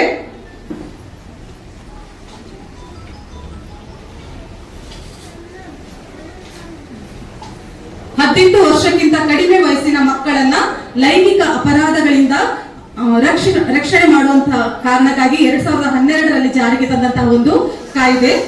ಇಲ್ಲಿ ಮುಖ್ಯವಾಗಿ ಯಾವ ರೀತಿಯಾದ ಅಪರಾಧಗಳನ್ನ ನಾವು ಪಾಯಿಂಟ್ ಮಾಡಬಹುದು ಅಂತ ಹೇಳಿದ್ರೆ, ಲೈಂಗಿಕ ದೌರ್ಜನ್ಯ, ಲೈಂಗಿಕ ಸ್ಪರ್ಶ, ಮಕ್ಕಳು ಸಾರ್ವಜನಿಕ ಸ್ಥಳದಲ್ಲಿಯೋ ಶಾಲೆಯಲ್ಲಿಯೋ ಅಥವಾ ಮನೆಯಲ್ಲಿಯೋ ಮಗುವನ್ನ ಹೀಗೆ ಪ್ರೀತಿಯಿಂದ ಮಗುವಿನ ಒಂದು ಸ್ಪರ್ಶ ಮಾಡುವುದಕ್ಕೂ, ಅಹಿತವಾಗಿ ಮಗುವನ್ನ ಸ್ಪರ್ಶಿಸುವುದಕ್ಕೂ, ಸ್ಪೆಷಲಿ ಹುಡುಗಿಯರಿಗೆ ಆ ರೀತಿ ಸ್ಪರ್ಶ ಮಾಡುವುದಕ್ಕೂ ವ್ಯತ್ಯಾಸ ಇರ್ತದೆ. ಈ ರೀತಿಯಾದಂತಹ ಮಗುವಿಗೆ ಅಸಮಾಧಾನಕರ ತರುವಂತಹ ಸ್ಪರ್ಶ ಇರ್ಬೋದು, ಲೈಂಗಿಕ ಶೋಷಣೆ ಇರ್ಬೋದು, ಮಕ್ಕಳ ಅಶ್ಲೀಲತೆ ಇರ್ಬೋದು, ಈ ಎಲ್ಲವೂ ಕೂಡ ಈ ಒಂದು ಪೋಕ್ಸೋ ಕಾಯ್ದೆ ಅಡಿಯಲ್ಲಿ ಅದು ಅಪರಾಧ ಆಗಿರ್ತದೆ. ಈ ರೀತಿ ಅಪರಾಧ ಕಂಡು ಬಂದಲ್ಲಿ ಕಡ್ಡಾಯವಾಗಿ ನೀವು ಏನ್ ಮಾಡ್ಬೇಕು ಅಂತ ಹೇಳಿದ್ರೆ, ಇದರ ವಿರುದ್ಧ ನೀವು ಕಂಪ್ಲೇಂಟ್ ಇದನ್ನ ಕೊಡ್ಬೇಕಾಗ್ತದೆ. ಒಂದು ವೇಳೆ ಕೊಡದೇ ಇದ್ರೆ ಅಂತಹ ಒಂದು ಸಮಯದಲ್ಲಿ ಅದಕ್ಕೆ ಸರಿಯಾದ ಶಿಕ್ಷೆಯನ್ನ ಕೂಡ ವಿಧಿಸುವ ಒಂದು ಸಂಭವ ಇರ್ತದೆ. ನೆಕ್ಸ್ಟ್, ಇದಕ್ಕಂತಲೇ ಒಂದು ವಿಶೇಷ ನ್ಯಾಯಾಲಯ, ನಮ್ಗೇನಾದ್ರೂ ಸಮಸ್ಯೆ ಉಂಟಾದಾಗ ನಾವು ಕೋರ್ಟ್ ಮೊರೆ ಹೋಗ್ತೇವೆ. ಹಾಗೆ ಮಕ್ಕಳಿಗೆ ಇಂತಹ ಒಂದು ಅವಘಡಗಳು ಆದಾಗ ಅದಕ್ಕೆ ಒಂದು ವಿಶೇಷ ನ್ಯಾಯಾಲಯ ಅಂತ ಇದೆ. ಆ ಒಂದು ವಿಶೇಷ ನ್ಯಾಯಾಲಯದಲ್ಲಿ ಈ ಒಂದು ಘಟನೆಗಳಿಗೆ ತ್ವರಿತ ರೀತಿಯಲ್ಲಿ ವಿಚಾರಣೆ ಸಿಕ್ಕಿ ಮಗುವಿಗೆ ಒಂದು ವಿಶೇಷವಾದಂತಹ ನ್ಯಾಯವನ್ನ ಒದಗಿಸುವಂತಹ ಒಂದು ಅವಕಾಶ ಈ ನ್ಯಾಯಾಲಯದಲ್ಲಿದೆ. ಆ ನಂತರ ಕಾನೂನಿನ ನೆರವು, ಮಗು ಶೋಷಣೆಗೆ ಒಳಪಟ್ಟಂತಹ ಸಂದರ್ಭದಲ್ಲಿ ಆ ಮಗುವಿಗೆ ಸೂಕ್ತವಾದ ಕಾನೂನಿನ ನೆರವನ್ನ ಇದರ ಒಂದು ಅಡಿಯಲ್ಲಿ ಮಗು ಪಡೆದುಕೊಳ್ತದೆ.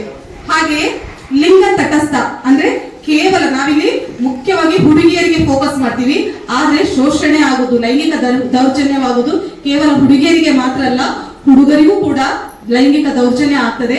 ಹಾಗಾಗಿ ಇಲ್ಲಿ ಲಿಂಗ ತಟಸ್ಥ ಅಂತ ಹೇಳಿದ್ರೆ ಹುಡುಗರು ಮತ್ತು ಹುಡುಗಿಯರು ಇಬ್ಬರಿಗೂ ಒಂದು ಈ ರೀತಿಯಾದಂತಹ ಶೋಷಣೆ ಆದಾಗ ಆ ಎರಡೂ ಹುಡುಗ ಅಥವಾ ಹುಡುಗಿಯನ್ನ ನಾವು ಈ ಒಂದು ಇದರಿಂದ ನಾವು ರಕ್ಷಣೆಯನ್ನ ಮಾಡ್ತೀವಿ. ನಂತರ RTE ನನಗೆ ಕೊಟ್ಟಿರುವಂತಹ ಇದರಲ್ಲಿ RTE right to education act 2009. RTE ನಿಮಗೆ ಗೊತ್ತಿರಬೇಕು. RTE ಅಂತ ಹೇಳಿದ್ರೆ ರೈಟ್ ಟು ಎಜುಕೇಶನ್ ಆಕ್ಟ್ ಅಂದ್ರೆ ಮಕ್ಕಳಿಗೆ ಶಿಕ್ಷಣದ ಹಕ್ಕು, ಮಗು ಶಿಕ್ಷಣವನ್ನು ಪಡೆಯುವುದು ಮಗುವಿನ ಹಕ್ಕು. ಪೋಷಕರು ಒತ್ತಾಯ ಮಾಡುವಂತಿಲ್ಲ, ಇಂಥದೇ ಶಾಲೆಗೆ ಹೋಗು, ಇಂಥದೇ ಶಾಲೆಗೆ ಹೋಗುವಂತ ಯಾವುದೇ ರೀತಿಯಾದಂತಹ ಒತ್ತಾಯ ಮಾಡುವಂತಿಲ್ಲ. ಮಗು ಎಲ್ಲಿ ಶಿಕ್ಷಣವನ್ನ ಪಡೆಯಲಿಕ್ಕೆ ಆಸಕ್ತಿಯನ್ನ ಪಡ್ತದೋ ಅಲ್ಲಿ ನಾವು ಪೋಷಕರು ಆ ಮಗುವನ್ನ ಶಾಲೆಗೆ ಸೇರಿಸಬೇಕಾಗ್ತದೆ. ಇದರನ್ವಯ 6 ರಿಂದ 14 ವರ್ಷ ತುಂಬಿದಂತಹ ಮಗು, ಆ ಮಗು ಅಥವಾ ಯಾವುದೇ ಖಾಸಗಿ ಶಾಲೆಯಲ್ಲಿ 25% ಸೀಟುಗಳು ಯಾವುದೇ ಶುಲ್ಕ ಇಲ್ಲದೆ, ಯಾವುದೇ ಫೀಸ್ ಇಲ್ಲದೆ ಒಂದು 25% ಸೀಟುಗಳನ್ನ ರಿಸರ್ವ್ ಆಗಿಟ್ಟಿರ್ತಾರೆ. ಆ ಸೀಟಿಗೆ ನೀವು ಅಪ್ಲೈ ಮಾಡಬಹುದು. ಹೇಗೆ ಅಂತ ಹೇಳಿದ್ರೆ ಆನ್ಲೈನ್ ಮೂಲಕ ಅಪ್ಲೈ ಮಾಡುವಂತದ್ದು. ನಂತರ ಅದು ಲಾಟರಿ ಮೂಲಕ ಯಾರಿಗೆಲ್ಲ ಬೇಕು ಅಂತ ಲಾಟರಿ ಮೂಲಕ ಅದನ್ನ ಸೆಲೆಕ್ಟ್ ಮಾಡ್ತಾರೆ. ಅದಕ್ಕೆ ಬೇಕಾಗುವಂತಹ ದಾಖಲೆಗಳು ಯಾವುದೆಲ್ಲ ಅಂತ ಹೇಳಿದ್ರೆ ಆಧಾರ್ ಕಾರ್ಡ್, ಜಾತಿ ಮತ್ತು ಆದಾಯ ಪ್ರಮಾಣ ಪತ್ರ. ಹಾಗೆ ಇದು 6 ರಿಂದ 14 ವರ್ಷ ತುಂಬಿದಂತಹ ಎಲ್ಲಾ ಮಕ್ಕಳಿಗೆ ಅನ್ವಯ ಆಗುವಂಥದ್ದು. ಕೊನೆಯಲ್ಲಿ ಶಾಲೆಯಲ್ಲಿ ನಾವು ಮಕ್ಕಳ ರಕ್ಷಣೆಯನ್ನ ಯಾವ ರೀತಿ ಮಾಡುವುದು ಮಕ್ಕಳ ರಕ್ಷಣೆ ಬಗ್ಗೆ ಒಂದಿಷ್ಟು ಹೇಳ್ತೇವೆ ನಾವು. ಶಾಲೆಯಲ್ಲಿ ಹೇಗೆ ಮಾಡುವುದು? ಶಾಲೆಯಲ್ಲಿ ಮಾಡ್ಲಿಕ್ಕೆ ಇಲ್ಲಿ 7 ಹಂತಗಳಿವೆ. ಮೊದಲನೇದಾಗಿ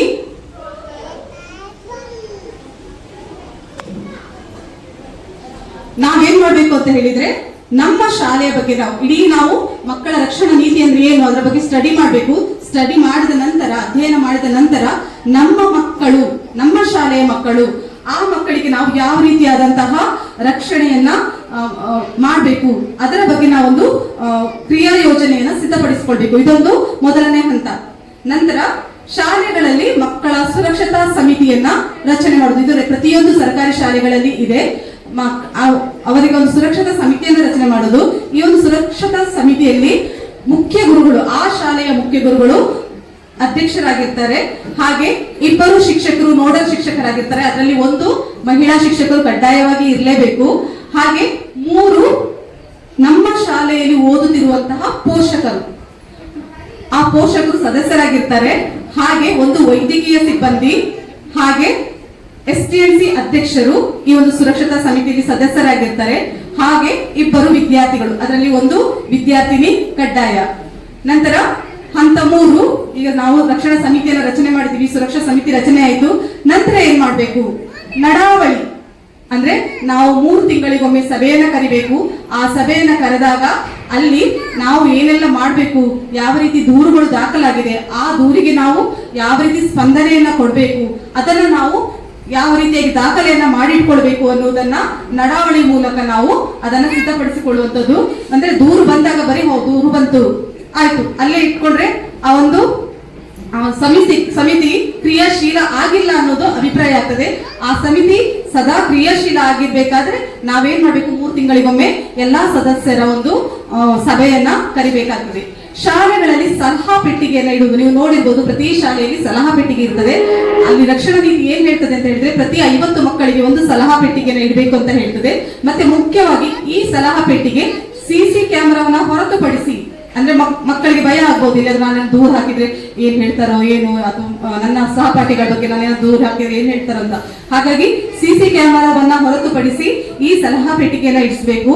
ಆ ಸಲಹಾ ಪೆಟ್ಟಿಗೆಯಲ್ಲಿ ಬಂದಿರುವಂತಹ ದೂರುಗಳನ್ನ ನಾವು ಅದನ್ನ ನೋಡಿ ಆ ದೂರುಗಳಿಗೆ ಸಮರ್ಪಕವಾದ ಒಂದು ಪರಿಹಾರವನ್ನ ಒದಗಿಸಬೇಕಾಗ್ತದೆ. ಹಾಗೆಯೇ ಹಂತ 4ರಲ್ಲಿ ಮಕ್ಕಳ ಸಹಾಯವಾಣಿ. ಗೊತ್ತಿದೆಯಾ ಮಕ್ಕಳ ಸಹಾಯವಾಣಿ ನಂಬರ್? ಯಾರಾದ್ರೂ ಹೇಳ್ಬೋದಾ? ಮಕ್ಕಳ ಸಹಾಯವಾಣಿ ಪ್ರತಿ ಪಂಚಾಯತ್ ಅನ್ನ ಸೇರಿ ಪ್ರತಿಯೊಂದು ಸರ್ಕಾರಿ ಕಚೇರಿಗಳಲ್ಲಿ, ಬರೀ ಕೇವಲ ಶಾಲೆ ಅಷ್ಟೇ ಅಲ್ಲ, ಪ್ರತಿ ಸರ್ಕಾರಿ ಕಚೇರಿಗಳಲ್ಲಿ ಶಾಶ್ವತ ಫಲಕ ಅಂತ ಹೇಳಿದ್ರೆ, ಫಲಕ ನಾವು ಹಾಕ್ತಿವಿ, ಇವತ್ತು ಹಾಕಿ ನಾಳೆ ತೆಗಿಬಹುದು. ಶಾಶ್ವತ ಫಲಕ ಅಂತ ಹೇಳಿದ್ರು ಅದು ಯಾವಾಗ್ಲೂ ಇರುವಂತದ್ದು, ಸ್ಟಿಲ್ ಅದು. ಈ ರೀತಿ ಪ್ರತಿ ಸರ್ಕಾರಿ ಕಚೇರಿಗಳಲ್ಲಿ ನಾವು ಶಾಶ್ವತ ಫಲಕದಲ್ಲಿ ಮಕ್ಕಳ ಸಹಾಯವಾಣಿಯನ್ನ ನಾವು ಹಾಕಿರ್ತೇವೆ. ಯಾರಾದ್ರೂ ಹೇಳ್ಬೋದಾ? ಅದನ್ನ ಹಾಗೆ ಹೇಳೋದಲ್ಲ, 10, 9, 8 ಡಿಸೆಂಡಿಂಗ್ ಆರ್ಡರ್ ಅಲ್ಲಿ ಹೇಳ್ಬೇಕು. 10, 9, 8 ನಾವೇನ್ ಹೇಳ್ತೀವಿ? 1998, 10, 9, 8 ಹಾಗೆ 98 ಅಂತ ಹೇಳ್ತೀವಿ. 10, 9, 8 ಇದು ಮಕ್ಕಳ ಸಹಾಯವಾಣಿ. ಮಕ್ಕಳಿಗೆ ಯಾವುದೇ ರೀತಿಯಾದಂತಹ ಸಮಸ್ಯೆ ಆದಾಗ 24x7 ಆ ಮಗು ಈ ಒಂದು ಸಂಖ್ಯೆಗೆ ಕರೆ ಮಾಡಿದಾಗ ಆ ಮಗುವಿಗೆ ಸೂಕ್ತವಾದಂತಹ ಒಂದು ರಿಪ್ಲೈ ಇದರಲ್ಲಿ ಸಿಗ್ತದೆ. ನೆಕ್ಸ್ಟ್ ಹಂತ 5, ಕೇವಲ ಶಾಲೆ ಮಾತ್ರ ಮಕ್ಕಳಿಗೆ ರಕ್ಷಣೆಯನ್ನು ನೀಡುವಂತದ್ದಲ್ಲ, ಪೋಷಕರು ಕೂಡ ಇದರಲ್ಲಿ ಅಷ್ಟೇ ಮಹತ್ತರವಾದ ಜವಾಬ್ದಾರಿಯನ್ನು ವಹಿಸಿರ್ತಾರೆ. ನೀವು ಪೋಷಕರು ನಿಮ್ಮ ಮಕ್ಕಳ ರಕ್ಷಣೆ ನಿಮ್ಮ ಜವಾಬ್ದಾರಿ. ಪ್ರತಿದಿನ ಮಗು ಶಾಲೆ ಬಿಟ್ಟು ಮನೆಗೆ ಹೋಗುವಾಗ ಅಲ್ಲಿ ನೀವು ಗಮನಿಸಬೇಕು. ಇಲ್ಲಿ ಒಂದು ಮುಖ್ಯವಾದ ವಿಷಯ ಇದೆ. ಶಾಲೆಗಳಲ್ಲಿ ವಾಹನಗಳಿಂದ ಬರುವಂತಹ ಮಕ್ಕಳಿದ್ರೆ ಅಲ್ಲಿ ಕೂಡ ಆ ಒಂದು ಸಮಿತಿಯನ್ನ ರಚನೆ ಮಾಡಬೇಕಾಗ್ತದೆ. ವಾಹನದ ಡ್ರೈವರ್, ಆಯಾ ಇರ್ಬೋದು, ಅವರ ಒಂದು ಕಾಂಟ್ಯಾಕ್ಟ್ ನಂಬರ್ ಅನ್ನು ತಗೊಂಡು ಅಲ್ಲಿ ಒಂದು ಸುರಕ್ಷಾ ಒಂದು ಇದನ್ನ ಸಮಿತಿಯನ್ನ ಮಾಡಬೇಕಾಗ್ತದೆ. ಅದನ್ನ ಹೊರತುಪಡಿಸಿ ಪೋಷಕರು ಪ್ರತಿದಿನ ಮಗುವಿನಲ್ಲಿ ಪರ್ಸನಲಿ ಆ ಮಗುವಿಗೆ ಏನಾದ್ರೂ ಸಮಸ್ಯೆ ಆಗಿದೆಯಾ, ಸ್ಪೆಷಲಿ ಹುಡುಗಿಯರಿದ್ರೆ ನೀವು ಅವರ ದೇಹದ ಭಾಗಗಳನ್ನ ಪರೀಕ್ಷೆ ಮಾಡ್ಬೇಕು. ಎಲ್ಲಿಯಾದ್ರೂ ಏನಾದ್ರೂ ವ್ಯತ್ಯಾಸ ಆಗಿದೆಯಾ ಅಂದ್ರೆ, ಕೆಲವೊಂದು ಮಕ್ಕಳಿಗೆ ನಮ್ಮದು ಸಮನ್ವಯ ಶಿಕ್ಷಣ, ಇಲ್ಲಿ ಎಲ್ಲಾ ರೀತಿಯ ಮಕ್ಕಳು ಇದ್ದಾರೆ. ಕೆಲವೊಂದು ಮಕ್ಕಳಿಗೆ ಅದನ್ನ ಎಕ್ಸ್ಪ್ರೆಸ್ ಮಾಡ್ಲಿಕ್ಕೆ ಬರಲ್ಲ, ಹೇಳಲಿಕ್ಕೆ ಬರಲ್ಲ. ಏನಾದ್ರೂ ಶೋಷಣೆ ಆದ್ರೆ ಅದನ್ನ ಹೇಳಲಿಕ್ಕೆ ಬರಲ್ಲ. ತಾಯಿಯಾದವರು ಅಥವಾ ಪೋಷಕರು ಇರ್ಬೋದು, ನಾವು ಆ ಮಗುವನ್ನ ಸಮಗ್ರವಾಗಿ ಪರಿಶೀಲನೆ ಮಾಡ್ಬೇಕು. ಆ ಮಗುವಿಗೆ ಏನಾದ್ರೂ ತೊಂದರೆ ಆಗಿದೆ, ಆ ಮಗುವಿನ ಜೊತೆ ಮುಕ್ತವಾಗಿ ಮಾತಾಡ್ಬೇಕು. ಅವರಿಗೆ ಏನಾದ್ರೂ ದಾರಿಯಲ್ಲಿ ಬರುವಾಗ ಇರ್ಬೋದು, ಅಥವಾ ಶಾಲೆಯಲ್ಲಿ ಇರಬಹುದು, ಅಥವಾ ಅವರು ವಾಹನದಲ್ಲಿ ಬರುವಾಗ ಏನಾದ್ರೂ ಸಮಸ್ಯೆಗಳಿದ್ರೆ ಆ ಮಗು ಅದನ್ನ ಹೇಳುವಂತಹ ಧೈರ್ಯ ಮಗುವಿನಲ್ಲಿ ಬರಬೇಕು. ಈ ರೀತಿಯಾದಂತಹ ಒಂದು ವಾತಾವರಣವನ್ನ ಕ್ರಿಯೇಟ್ ಮಾಡಬೇಕು. ಹಾಗೆ ಮಗು, ಈಗಾಗಲೇ ಹೇಳಿದ್ದೇವೆ, ಮಗು ಒಂದು ದೇವರ ರೂಪ. ಆ ಮಗುವಿಗೆ ಏನೂ ಗೊತ್ತಿರಲ್ಲ. ನೀವು ದಿನನಿತ್ಯ ದಿನಪತ್ರಿಕೆಗಳಲ್ಲಿ, ಮಾಧ್ಯಮಗಳಲ್ಲಿ ಮಕ್ಕಳನ್ನ ಯಾವ ರೀತಿಯಾಗಿ ಕೆಲವೊಂದು ಲೈಂಗಿಕ ಶೋಷಣೆಗಳನ್ನು ಅದನ್ನ ನೋಡುವಾಗ ನಮಗೆ ಬೇಸರ ಆಗ್ತದೆ. ಅಂತ ಮಕ್ಕಳ ಮೇಲೆ ಅಮಾನುಷ ಕೃತ್ಯವನ್ನ ಎಸಗುವಂತಹ ಒಂದು ಪೈಶಾಚಿಕ ಮನಸ್ಸು ಯಾವ ರೀತಿಯಾಗಿ ಮನುಷ್ಯರಲ್ಲಿ ಇರಬಹುದು ಅಂತ ಯೋಚನೆ ಆಗ್ತದೆ. ಈ ಎಲ್ಲವನ್ನ ನಾವು ಗಂಭೀರವಾಗಿ ಪರಿಗಣಿಸಿ ನಮ್ಮ ಮಕ್ಕಳ ರಕ್ಷಣೆಯನ್ನ ನಾವು ಮಾಡಿಕೊಳ್ಳುವ, ಕೇವಲ ಶಾಲೆಯಷ್ಟೇ ಅಲ್ಲ, ನಾವು ಕೂಡ ಅದಕ್ಕೆ ಜವಾಬ್ದಾರರು ಅಂತ ಹೇಳ್ತಾ ನನ್ನ ಒಂದು ಮಾತನ್ನ ಇಷ್ಟೊತ್ತು ತಾಳ್ಮೆಯಿಂದ, ಹೊಟ್ಟೆ ಹಸಿವಿದ್ರು ಕೂಡ ತಾಳ್ಮೆಯಿಂದ ಕೇಳಿಸಿಕೊಳ್ಳೋದಕ್ಕೆ ಕೊನೆ ನಾನು ತುಂಬಾ ಎಕ್ಸೈಟೆಡ್ ಆಗಿ, ತುಂಬಾ ಖುಷಿಯಲ್ಲಿ ನನ್ನ ಫಸ್ಟ್ ಮುಖಾಮುಖಿ ತುಂಬಾ ರೆಡಿಯಾಗಿ ಬಂದಿದ್ದೆ.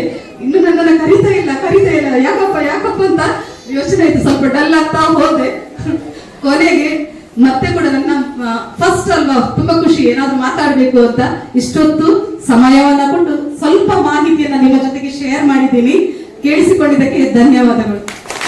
ಎಲ್ಲ ಪೋಷಕರ ಪರವಾಗಿ ಖುಷಿ. ರಕ್ಷಣಾ ಅಮ್ಮ ರೇಣುಕಾ ಅವರು ಎಲ್ಲ ಪೋಷಕರಿಗೆ ಒಂದು ಇಂಪಾದ ಹಾಡು ಬರಲಿ ಚಪ್ಪಾಳೆ.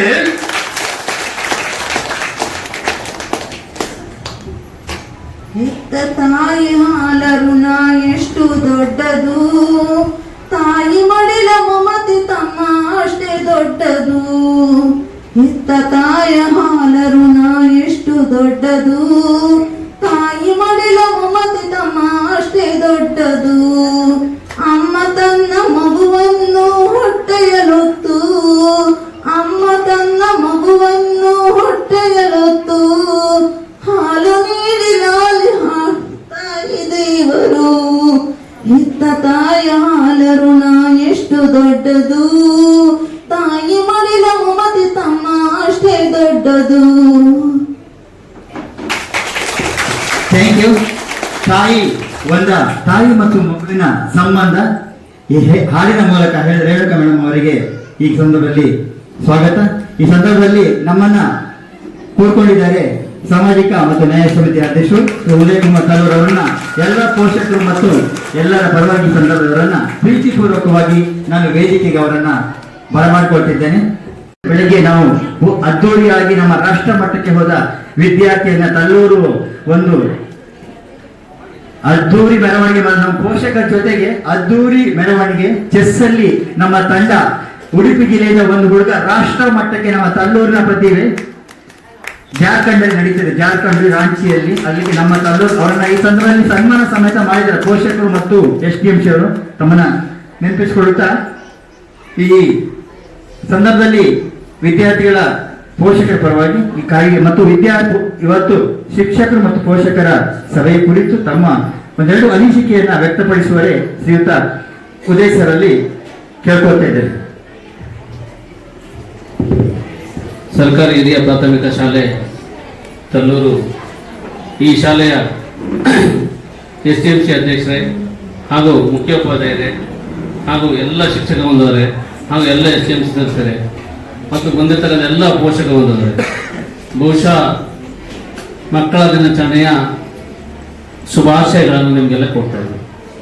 ಬೆಳಗ್ಗೆ ನಮ್ಮ ವಾರ್ಡ್ನಲ್ಲಿ, ತಲ್ಲೂರು ಒಂದು ವಾರ್ಡ್, ಆ ವಾರ್ಡ್ನಲ್ಲಿ ನನ್ನ ಆಯ್ಕೆ ಆಗಿದೆ. ಆಯ್ಕೆ ಆದಮೇಲೆ ನನಗೆ 3 ಶಾಲೆ ಇದೆ, 2 ಅಂಗನವಾಡಿ, 1 ಶಾಲೆ ಇತ್ತು. ಬೆಳಗ್ಗೆ ಮಕ್ಕಳದ್ದು ಭಾಷಣಗಳು ಮತ್ತು ಮಕ್ಕಳದ್ದು ಇದೆಲ್ಲ ಕೇಳದೆ ಬಹುಮಾನ ಕೊಡೋದಿದೆ. ಅವೆಲ್ಲ ಬಹುಮಾನ ಮತ್ತು ಭಾಷಣ ಎಲ್ಲ ಕೊಟ್ಟು ಈಗ ಅಂಗನವಾಡಿಯಲ್ಲಿ ಪಾಪ 12 ಗಂಟೆಗೆ ಹೋಗಿರೋದು. ನಾನು 12 ಗಂಟೆಯಿಂದ ವೆಯ್ಟ್ ಮಾಡ್ತಾ ಇದ್ದೆ. ಅವರು ಟ್ಯಾಂಕ್ಸ್ ನಮ್ಗೆ ಕೈಲಿಲ್ಲ, ಯಾಕಂದರೆ ಎಲ್ಲ ಶಾಲೆ ಭೇಟಿ ಕೊಡಬೇಕು ಅನ್ನೋ ಉದ್ದೇಶ ಇತ್ತು. 3 ಶಾಲೆ ಫಂಕ್ಷನ್ಗಳನ್ನು ಮುಗಿಸ್ಕೊಂಡು ನಾವು ಮತ್ತು ನಮ್ಮ ಇಲ್ಲಿ ಶಾಲೆ, ಈ ಶಾಲೆ ನಮ್ಮ ಪಂಚಾಯತ್ ಹತ್ರ ಇರೋ ಶಾಲೆ, ದೊಡ್ಡ ಶಾಲೆ, ಅದಕ್ಕೊಂದು ಭಾಗವಹಿಸಬೇಕು ಅನ್ನೋದು ನನ್ನ ಬಂದು ಮುಗೀತಂದು ಅನ್ಸ್ಕೊಂಡೆ.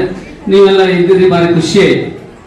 ಬಹುಶಃ ನೀವೆಲ್ಲ ಸೇರೋದ್ರಿಂದ ಮಕ್ಕಳ ವಿಕಾಸನ, ವ್ಯಕ್ತಿ ವಿಕಾಸನ ಅಂದರೆ ಭಾರತ ದೇಶದ ಪ್ರಥಮ ಪ್ರಧಾನಿ ಪಂಡಿತ್ ಜವಾಹರ್ಲಾಲ್ ನೆಹರು ಅವರ 136ನೇ ಜಯಂತಿ ಕಾರ್ಯಕ್ರಮ, ಅದನ್ನು ಮಕ್ಕಳ ಜಯಂತಿಯನ್ನು ಆಚರಣೆ ಮಾಡಿದ್ರು.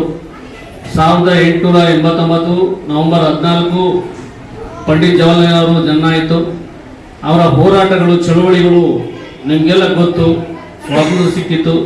ಆ ನೆಲೆಯಲ್ಲಿ ಅವರು ಪ್ರಥಮ ದೇಶದ ಪ್ರಧಾನಿಯಾದರು. ಆ ಪ್ರಧಾನಿಯಾದ ಮೂಲಕ ತನ್ನ ಹುಟ್ಟುಹಬ್ಬವನ್ನ ಇಡೀ ದೇಶದ ಮಕ್ಕಳ ದಿನಾಚರಣೆಯಾಗಿ ಆಚರಣೆ ಮಾಡಬೇಕು ಅನ್ನೋ ಆದೇಶ ಮಾಡಿದ ಪ್ರಕಾರ ಎಲ್ಲ ಶಾಲೆಗಳಲ್ಲಿ ಮಕ್ಕಳ ಜಯಂತಿ, ಮಕ್ಕಳ ದಿನಾಚರಣೆ, ಮಕ್ಕಳ ಹಬ್ಬವನ್ನ ಆಚರಣೆ ಮಾಡ್ತಾ ಇದ್ದಾರೆ. ಅವರಿಗೆ 136ನೇ ಜನ್ಮದಿನ ಶುಭಾಶಯ ಕೇಳುತ್ತೇನೆ. ಹಾಗೆ ತಮಗೂ ಆ ಕಾರ್ಯಕ್ರಮವನ್ನ ಭಾಗವಹಿಸಿ ಎಲ್ಲ ಕೆಲಸಗಳನ್ನ ಬಿಟ್ಟು ಇಲ್ಲಿ ಭಾಗವಹಿಸಿದ್ದೀರಿ. ನಿಮಗೆ ನಾನು ಅಭಿನಂದನೆ, ಧನ್ಯವಾದಗಳನ್ನ ಸಲ್ಲಿಸ್ತಾ ಇದ್ದೇನೆ. ಹಾಗೆ ಮಕ್ಕಳ ಓದುವಿಕೆಯನ್ನ ನೋಡಬೇಕು. ಇವಾಗಲೇ ಮಾಸ್ಟರ್ ಹೇಳಿದ್ರು, ರಾಷ್ಟ್ರ ಮಟ್ಟದವರೆಗೂ ಒಬ್ಬ ವಿದ್ಯಾರ್ಥಿ ನಮ್ಮ ಶಾಲೆಯಿಂದ ಹೋಗಿದ ಅಂದ್ರೆ ಗ್ರೇಟ್, ಅದು ತುಂಬಾ ಗ್ರೇಟ್. ಇಲ್ಲಿಂದ ನನಗೆ ಭಾರಿ ಖುಷಿ. ಯಾವುದು ಸ್ಪೋರ್ಟ್ಸ್ ಅಲ್ಲಿ, ಇದರಲ್ಲಿ ಪ್ರತಿಯೊಂದು ವಿಭಾಗದಲ್ಲಿ, ಸಾಂಸ್ಕೃತಿಕ, ಕಲೆ, ಪ್ರತಿಯೊಂದು ನೀವು ತಾಯಂದ್ರೆ ಏನ್ ಮಾಡ್ತಾರೆ ಅಂದ್ರೆ ನನ್ನ ಮಗ ಓದಿಲ್ಲ ಅಂತ ಖಾಲಿ ಓದು ಅಲ್ಲ, ಭಾಷಣವೂ ಇರಬೇಕು, ಚಿತ್ರಕಲೆನೂ ಇರಬೇಕು, ಸಂಗೀತ ಕಲೆನೂ ಇರಬೇಕು. ಪ್ರತಿಯೊಂದು ವಿಭಾಗದಲ್ಲಿ ಅವನ ಶಿಕ್ಷಣ ಇದ್ದಂಗೆ ಅದು ಪರಿಪೂರ್ಣ ಶಿಕ್ಷಣ ಅಂತೀವಿ ನಾವು. ನೀವು ಮಕ್ಕಳು ಓದ್ರ ಕತೆ, ಫಸ್ಟ್ ಮಾತಾಡಿದ ಕತೆ, ಭಾಷಣ ಇಲ್ಲ, ಚಿತ್ರಕಲೆ ಇಲ್ಲ, ಓದು ಇಲ್ಲ ಅಂದ್ರೆ ಅದು ಶಿಕ್ಷಣ ಅಲ್ಲ. ಪ್ರತಿಯೊಂದು ವಿಭಾಗದಲ್ಲಿ ಕಲಿತ ಮಕ್ಕಳು ಪರಿಪೂರ್ಣ ಶಿಕ್ಷಣ ಅಂತ ಹೇಳಲಿಕ್ಕೆ ನಾವು ಎಲ್ಲ ಒಪ್ಪಿಕೊಳ್ಳಬೇಕಾಗತ್ತೆ. ಹಾಗಾಗಿ ತಾಯಂದಿರು ಪ್ರತಿಯೊಂದು ವಿಭಾಗದಲ್ಲಿ ಮಕ್ಕಳ ವ್ಯಕ್ತಿ ವಿಕಾಸನವನ್ನು ಮಾಡಲಿಕ್ಕೆ ನೀವು ಅನುಕೂಲ ಮಾಡಬೇಕು, ಸಪೋರ್ಟ್ ಮಾಡಬೇಕು. ಆಗ ನಾವು ಶಾಲೆಯಲ್ಲಿ ಮಾಡ್ತೀವಿ, ಮತ್ತೆ SDMC ಮಾಡ್ತಾರೆ, ಮತ್ತೆ ಪಂಚಾಯತ್ನವರು ಮಾಡ್ತಾರೆ. ಕ್ರೀಡೆಯಲ್ಲಿ ನಮಗೆ 2% ಇರ್ತದೆ, ಈಗ 5% ಆಗಿದೆ ಸಾಂಸ್ಕೃತಿಕ ಮತ್ತು ಕ್ರೀಡೆಯಲ್ಲಿ. ಆಗ ಬಹುಮಾನವನ್ನು ಕೊಡುವ ನಾವು ಏನು ರಾಷ್ಟ್ರ ಮಟ್ಟಕ್ಕೆ ಹೋಗಿದ್ದಾರೆ ಅವರಿಗೆ ಗರಿಷ್ಠ ಬಹುಮಾನ ಕೊಡುವ ವ್ಯವಸ್ಥೆಯನ್ನು ನಾವು ಪಂಚಾಯತ್ ಮೂಲಕ ಮಾಡ್ಕೊಡ್ತೀವಿ ಅಂತ ಹೇಳಿ 5% ಆ ನಿಧಿಯಲ್ಲಿ ನಾವು ಕೊಡ್ಲಿಕ್ಕೆ ಇದು ಮಾಡ್ತೀವಿ. ಶಿಕ್ಷಕರು ನಮ್ಗೆ ಅದನ್ನ ಕೊಡಬೇಕು, ನೀವು ನಮ್ಮ ಪಂಚಾಯತಿ ಕೊಟ್ಟಾಗ ಅವ್ರಿಗೆ ಗೌರವಿಸ್ತಕ್ಕಂಥ ಕೆಲಸವನ್ನು ನಾವು ಮುಂದಿನ ದಿನಗಳಲ್ಲಿ ನಾವು ಪಂಚಾಯತ್ ವತಿಯಿಂದ ಮಾಡ್ತೀವಿ. ಹಾಗೆ ಅದನ್ನ ನಮ್ಮ ಹುಡುಗ ಅದ ಹೆಸರಿಂದ ಒಂದು ಅವನೀಶ, ನಮ್ಮ ವಾರ್ಡ್ ಅಲ್ಲ, ಅವನೀಶ್ ಕಾರ್ಮಿಕ. ಹಾಗಾಗಿ ಅವರಿಗೆ ಮತ್ತೆ ರಾಷ್ಟ್ರ ಮಟ್ಟದಲ್ಲಿ ಪ್ರಸ್ತುತಿ ತೆಗೆದುಕೊಳ್ಳಿ. ಇನ್ನು ಕುಂದಾಪುರ ಮಟ್ಟದಲ್ಲಿ ಅವರಿಗೆ ಸನ್ಮಾನ ಮಾಡುವ, ಅಲ್ಲಿಂದ ಮೆರವಣಿಗೆ ಮಾಡುವ ಕೆಲಸವನ್ನು ನಾವು ನಮ್ಮ ಗ್ರಾಮ ಪಂಚಾಯತ್ ವತಿಯಿಂದ ಮಾಡುವ ಅಂತ ಹೇಳಿ ಅವರಿಗೆ ಒಳ್ಳೆಯ ಬೆಂಬಲವನ್ನು ನಮ್ಮೆಲ್ಲರ ಪರವಾಗಿ ನನಗೆ ಒಳ್ಳೆಯದಾಗಲಿ ಅಂತ ಹೇಳಿ ನನಗೆ ಅವಕಾಶ ಕೊಟ್ಟು ನಿಮ್ಮೆಲ್ಲರಿಗೂ ವಂದಿಸ್ತೇನೆ. ಜೈ ವಿಜಯಕರಣ. ಕೊನೆಯದಾಗಿ ಬಂದ ಈ ಕಾರ್ಯಕ್ರಮಕ್ಕೆ ಸೇರಿಕೊಂಡು ವಿದ್ಯಾರ್ಥಿಗಳ ವ್ಯಕ್ತಿತ್ವ ವಿಕಸನ, ಅದ್ರ ಬಗ್ಗೆ ವಿದ್ಯಾರ್ಥಿ ಅಂತ ಹೇಳಿದ್ರೆ ಖಾಲಿ ಒಂದು ಓದುದಲ್ಲಿ ಮಾತ್ರ ಅಲ್ಲ, ತನ್ನೆಲ್ಲ ಹೇಳಿದ್ರು ಸರ್ ಹೇಳಿದಾಗೆ ಚಿತ್ರಕಲೆ, ಸಂಗೀತ ಎಲ್ಲವನ್ನ ಅಳವಡಿಸಿಕೊಂಡ ಮಾತ್ರ ಅದು ಪರಿಪೂರ್ಣ ಶಿಕ್ಷಣ ಆಗ್ತದೆ. ಖಾಲಿ ಓದಿದ್ರೆ ಮಾತ್ರ ಅದರಲ್ಲಿ ಮುಂದೆ ಹೋಗ್ಲಿಕ್ಕೆ ಆಗುದಿಲ್ಲ. ಎಲ್ಲವನ್ನು ತೊಡಗಿಸಿ ಯಾವುದಾದ್ರೂ ಒಂದು ಮುಂದೆ ಒಂದು ಒಳ್ಳೆಯ ದಾರಿಗೆ ಕರ್ಕೊಂಡು ಹೋಗ್ಲಿಕ್ಕೆ ಸಾಧ್ಯ. ಮತ್ತೆ ಆ ಹುಡುಗನನ್ನ ಮುಂದೆ ಆ ಹುಡುಗನಿಗೆ ಬೇಕಾದ ಎಲ್ಲ ಸವಲತ್ತನ್ನ ರಾಷ್ಟ್ರ ಮಟ್ಟಿಗೆ ಹೋಗುವ ಸಂದರ್ಭದಲ್ಲಿ ತಮ್ಮ ಪಂಚಾಯತಿಯಿಂದ ಅವನಿಗೆ ನಮಗೆ ಬೇಕಾದ ಸಪೋರ್ಟ್ ಅನ್ನ ತಮ್ಮ ಪಂಚಾಯತ್ ಮಾಡ್ತಾರೆ ಅನ್ನೋದ್ರ ಮೂಲಕ ಇನ್ನಷ್ಟು ನಮ್ಮ ಕ್ರೀಡೆಗೆ ಮತ್ತು ವಿದ್ಯಾರ್ಥಿಗೆ ಮತ್ತು ನಮ್ಮ ಶಾಲೆಯ ಬಗ್ಗೆ ತುಂಬಾ ಪ್ರೀತಿಯನ್ನು ಮಾತಾಡಿದಂತಹ ಶ್ರೀ ಉದಯಕುಮಾರ್ ತಲ್ಲೂರು ಅವರಿಗೆ ಈ ಸಂದರ್ಭ ಪ್ರೀತಿಯ ವಂದನೆಗಳು, ಅಭಿನಂದನೆಗಳು. ಕೊನೆಯದಾಗಿ ಅಧ್ಯಕ್ಷೆಯ ನುಡಿಗಾಗಿ ನಮ್ಮ ಶಾಲೆಯ SDMC ಅಧ್ಯಕ್ಷರು. ವೇದಿಕೆಯಲ್ಲಿರುವ ಗಣ್ಯರೇ, ತಮ್ಮ ಕೆಲಸ ಕಾರ್ಯವನ್ನು ಬದಿಗೊತ್ತಿ ಪುನಃ ಈ ಸಭೆಗೆ ಆಗಮಿಸಿದ ಎಲ್ಲ ಪೋಷಕರೇ ಹಾಗೂ SDMCಯ ಸದಸ್ಯರೇ ಹಾಗೂ ಶಿಕ್ಷಕರೊಂದವರೇ, ನಮಗೆಲ್ಲ ಈ ಒಂದು ಕಾರ್ಯಕ್ರಮವು ತುಂಬಾ ಬೆನ್ನಿಗೆ 2 ಕಾರ್ಯಕ್ರಮ, ಒಂದು ಸಮುದಾಯದತ್ತ ಶಾಲೆ, ಒಂದು ಪೋಷಕರ ಮಹಾಸಭೆ. ತಮಗೆಲ್ಲ ಪುನಃ ಈ ಒಂದು ಕಾರ್ಯಕ್ರಮಕ್ಕೆ ಆಗಮಿಸಿದ್ದಕ್ಕೆ ನನ್ನ ವೈಯಕ್ತಿಕ ಧನ್ಯವಾದವನ್ನು ತಿಳಿಸುತ್ತಾ, ಹಾಗೆ ನಾಳೆಯ ಪ್ರತಿಭಾ ಕಾರಂಜಿಗೂ ಸಹ ತಮ್ಮ ಪ್ರೋತ್ಸಾಹ ಹೀಗೆ ಇರಲಿ ಎಂದು ತಿಳಿಸುತ್ತಾ, ಹಾಗೆ ಪುನಃ ನೆನಪು ಮಾಡ್ತಾ ಇದ್ದೇನೆ, ಡಿಸೆಂಬರ್ 28ಕ್ಕೆ ಹಳೆ ವಿದ್ಯಾರ್ಥಿಗಳ ಸಮಾಗಮ, ಡಿಸೆಂಬರ್ ತಿಂಗಳಿನಲ್ಲಿ ಅದಕ್ಕಿಂತ ಮೊದಲು ನಮ್ಮ ಪ್ರತಿಭಾ ಪುರಸ್ಕಾರ.